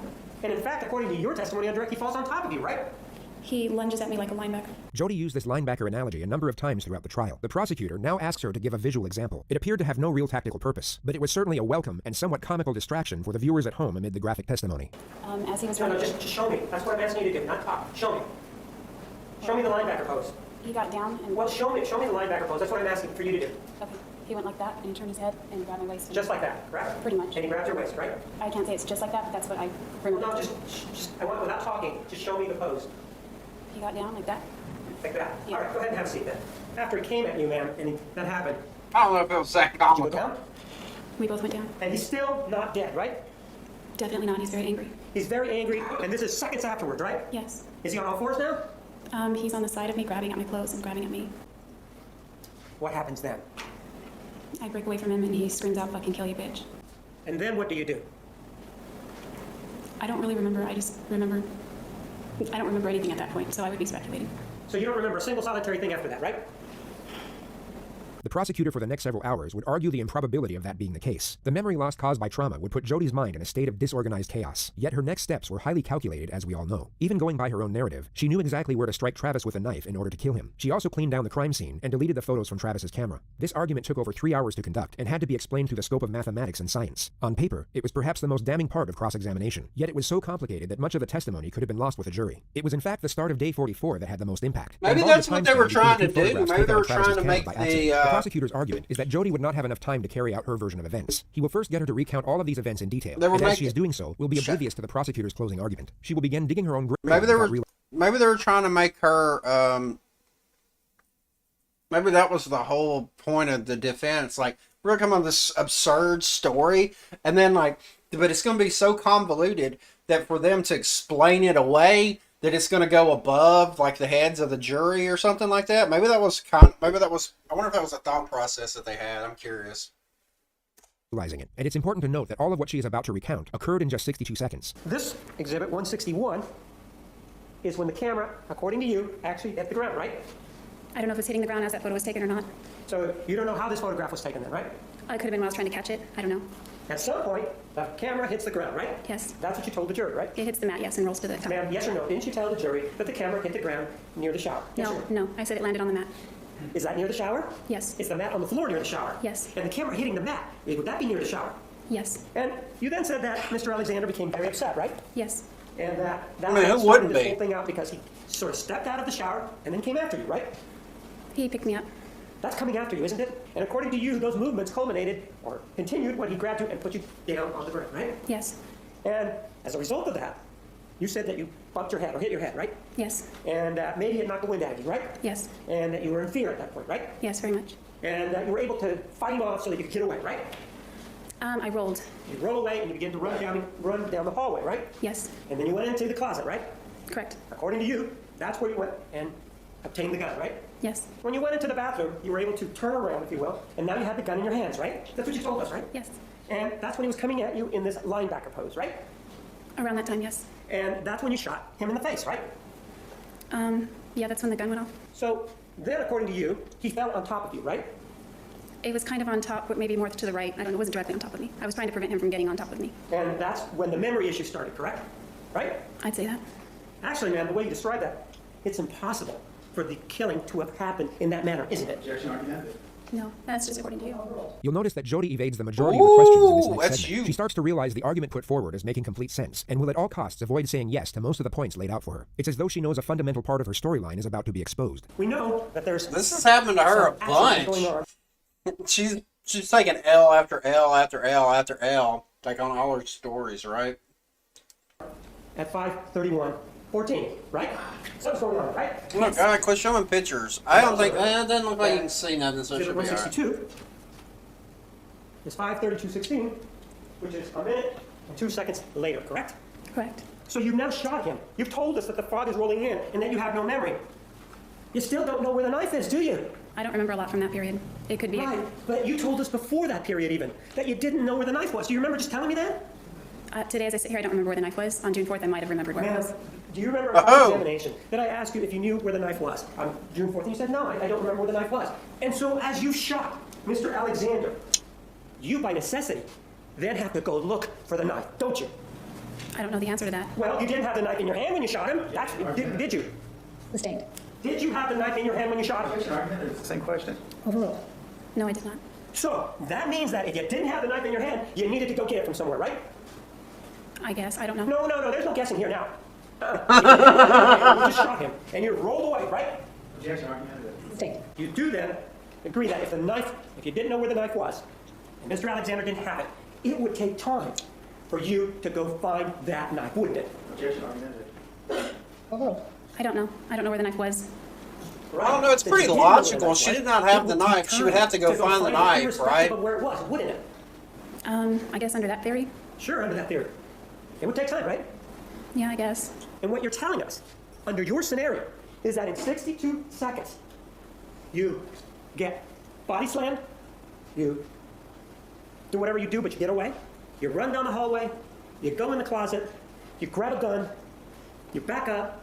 Bro, like every time we talk about the closet, all I can think of is that fucking R. Kelly song, like I've been mentioned in the closet or whatever. I'm like, Jesus Christ. You shoot Mr. Alexander, he goes down, he's still pawing at you and saying, fucking kill you, bitch.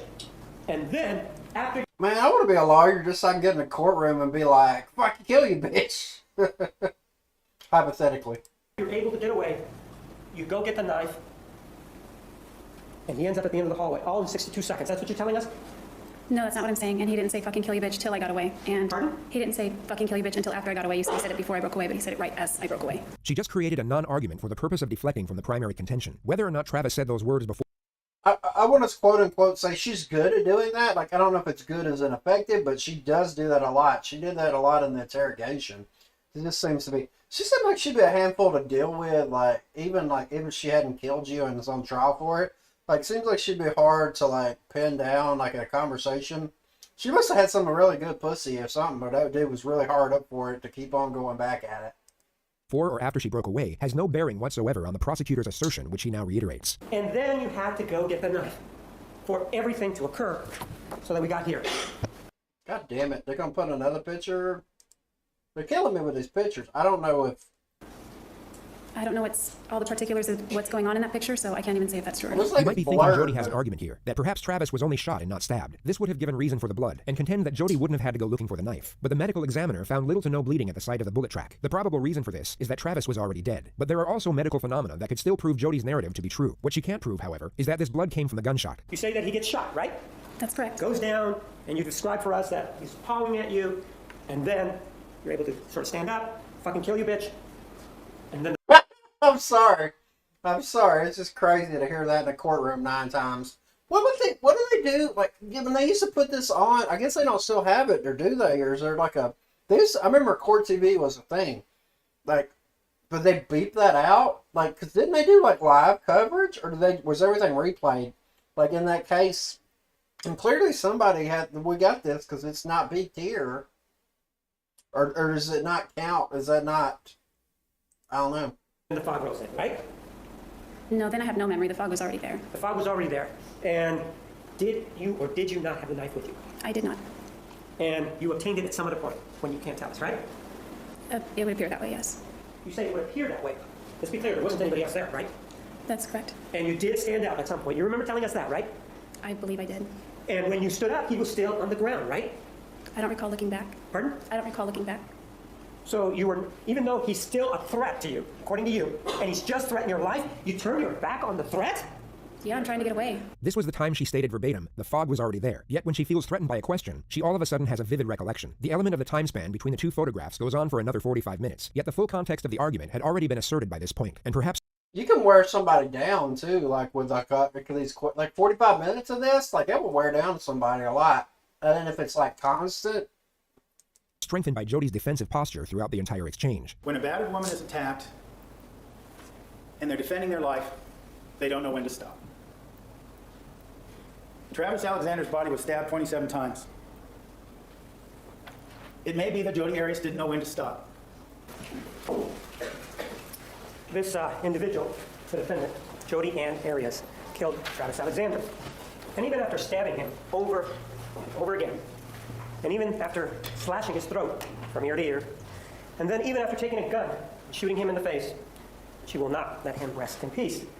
But now, instead of a gun, instead of a knife, she uses lies. This is an individual who is manipulative. This is an individual who will stop at nothing and will continue to be manipulative and will lie at every turn and at every occasion that she has. Everything in this case points to the fact that it did not happen. There are no medical reports, there are no friends, there is no one that can come in and say anything about that. There are no medical records, there is absolutely nothing. There is a direct strike to his neck, which is an indication of somebody who is thinking, this person's not going to live. He may get away from me in the shower. He may get away from me all the way to the sink. And he may stumble his way down that hallway. But you know, I caught him. And now, rather than stabbing him anywhere else, right here. So it's a very well orchestrated killing. The other thing that she did is that she created a lie that really involves behavior that is a hot button kind of topic. Exactly! Thank you, lawyer! To be accused falsely Exactly. of being a pedophile. He's not here. He's not here to say, no, that's not true. And so Snake goes to the computer and doesn't find anything there. Oh, no, I changed my mind. It was actually images. First of all, her journal indicates that there wasn't such an event. Second of all, the text messages also indicate the same thing. And what human being, if that is the allegation? Yeah. Oh my God, I just thought about that, right? That's a good point, lawyer. Don't know your name. He seems like he's a pretty good guy. Not a guy. I don't know if he's a good guy. He's a fucking lawyer, right? But seems like he's on the ball. He doesn't seem like he's dropping the ball here, like. And I don't know if her lawyers are like bought or that's public defense or what, you know. And I know OJ had like public defense. You know, he had like the highest class. You know, he had Kardashian and fucking Johnny Cochran. If the glove did not fit, it must have quit. Goddamn. You know, a lot of shit like that, right? But at the same time, boy, what was her name? Marsha, and then was it Darden or something? I can't remember their names, but like I think it was Marsha. Was it Marsha? Was that her first name or last name? Whatever. But there was a white woman, there was a white dude. They seemed like to be the main two on the prosecuting team on the OJ trial. They were also just pretty dog shit from what I remember. Although this is 24 years ago, something like that. When I was in high school, so it's been a while, right? Quite a while. It might have been. Was it 97 or was it 98? Something like that. Whenever all that shit happened. But this dude seems like he's on the ball. He seems like he knows what he's doing. It might have been easier to slam dunk. Like, I don't know. Like, necessarily slam. But if they did find some sort of journal where she wrote certain things, like, and I don't know if there was any, like, I'm going to kill this motherfucker. But you would think she would have wrote some shit down. Like, ooh, found out Travis is pedophile. Must be a hero. Fuck him so he doesn't fuck children. Or something would have came up about him beating me. Travis treated me like shit. Yada, yada, yada. Like, I think that might have been her downside. That could have been definitely... Because I don't think that would be something you'd write in your journal anyway. Like, and you could probably that would have been a lot of my use of getting it down for. And I know they talked about a journal, but I don't know how detailed it was. But it'd be like she like wrote all kinds of other secretive shit, like she wouldn't want to tell nobody or whatever. Then why wouldn't she write some of this other shit down? So it would definitely go to lack of evidence, like to any kind of thing, like you're just fabricating this shit after the fact as opposed to it happened before. So if he would have been abusive and she had wrote this in her journal before, you know, she might could add a little, there might have been a little bit more reasonable to the doubt here. If they really are caring, what human being doesn't go to the police and say, or somebody else, this person is a pedophile? What she does, well, it's the new approach. It's the new approach to pedophilia. What does she do? Well, let's jump in the sack. That's what we're going to do. State of Arizona versus... That's not how I would have said it. I'd say, I'm going to fuck the pedophile out of you. That's the kind of shit with like all them goddamn them priests that were like, I'm Catholic. I'm not going to fuck children. And you're like, children everywhere. Fuck. Also, when this guy like a lawyer or something, it wasn't like he was like a school teacher. You know, a lot of these people do tend to go find places where they would be able to deal with their proclivity. If she's not guilty, she's got to be guilty. She was guilty, right? There's no way. If she's not guilty, I'm going to I'm going to cry. Jodi and Arias, verdict, count 1. We, the jury, duly impaneled and sworn in the above entitled action upon our oaths, do find the defendant as to count 1, first-degree murder, guilty. 5 jurors find premeditated, 0 find felony murder, 7 find both premeditated and felony. I don't know what any of that means. Like, I didn't know you get to break it. I don't know that much. I wasn't on a jury. I got jury duty one time, but there was like no trials, and I'm like, what? I was like, good for me, I guess, you know. So I don't know. I don't know. I thought it was like it was all guilty or not guilty. So I don't know. Premeditated. I don't know if they could prove that, or was it the heat of the moment? But it definitely. I guess it was first degree. It wasn't like an accident. It wasn't like to save her life. So I get that. A couple of minutes ago, you heard the verdict from the jury. What are your thoughts? I think I just went blank. Oh, the fog rolled in, right? Just, I don't know. I just feel overwhelmed. I think I just need to take it a day at a time. Did you avoid eye contact with Travis's family while you were in there, or did you make eye contact, and what are your thoughts on that? I typically avoided eye contact. Travis comes from a family where they all sort of look a lot alike, so when I see their faces, I see Travis, and I see the man that abused me, and I don't want to look at that. Well, the worst outcome Smart on her part. She's still got that narrative. He abused me. for me would be natural life. I would much rather die sooner than later. Longevity runs in my family, and I don't want to spend the rest of my natural life in one place. So you're saying you actually prefer getting the death penalty to being in prison for life? Yes.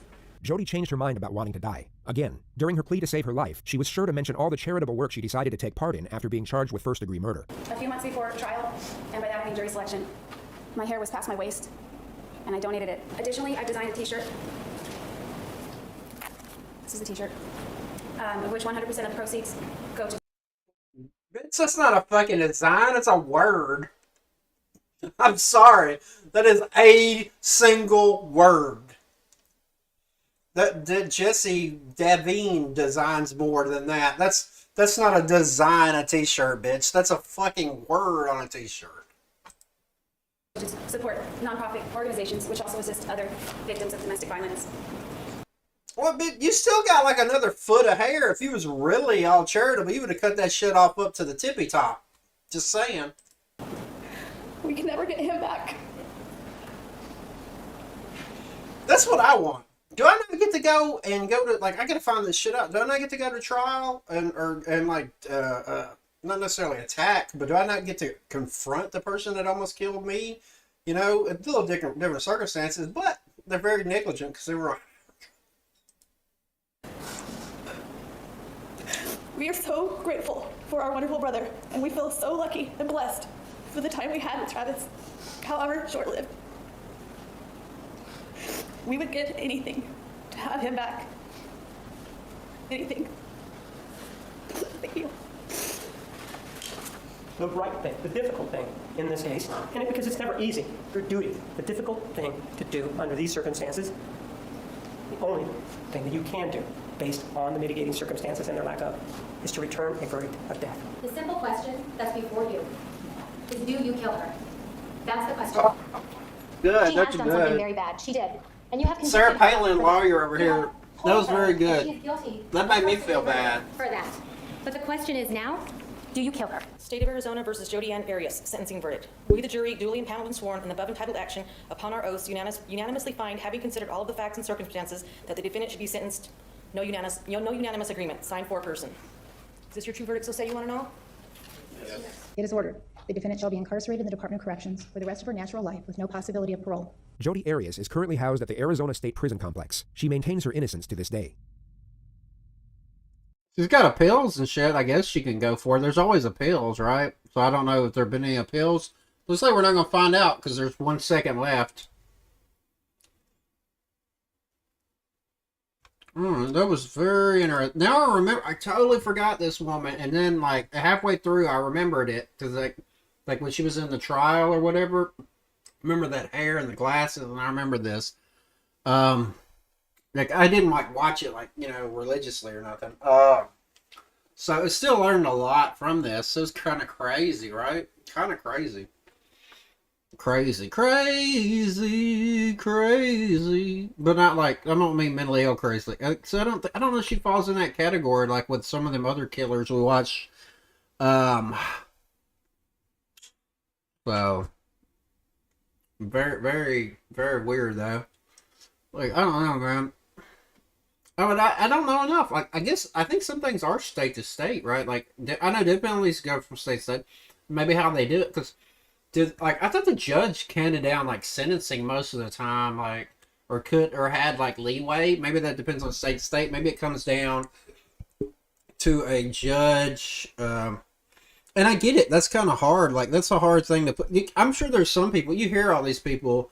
Oh, fucking kill all the pedophiles, kill all the fuck them. They did this. Like, but when you're in there in the moment, and it's a jury of 12 people, and they're like, while you're not, I don't know if I'd feel responsible per se, because you're not like the one like firing the bullet, but you are kind of being like the one to do, to give them the death penalty. So like the way the lawyer woman, the Sarah Palin lawyer, defended it was very good because it tugged at your heart. Even I was like, this bitch is guilty, but like even I was like, maybe not the death penalty, like,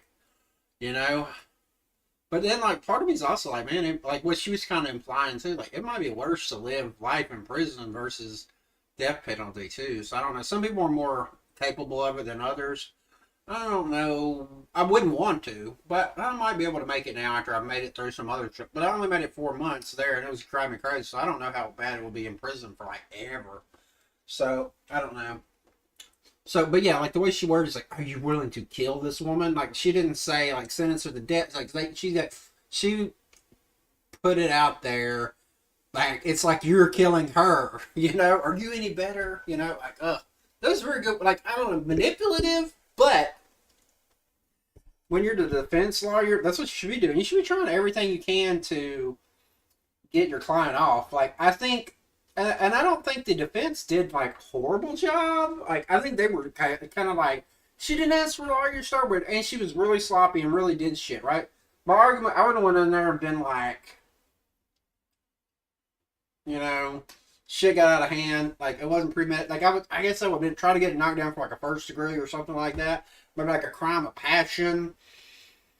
Because I think all the physical evidence, like that's the only thing I think was debatable here, and that's even what they kind of went with, except for they came up with this, concoct all this like crazy cockamamie. He abused me, and he's a Spider-Man pedophile, and I had to fuck him so he didn't fuck children.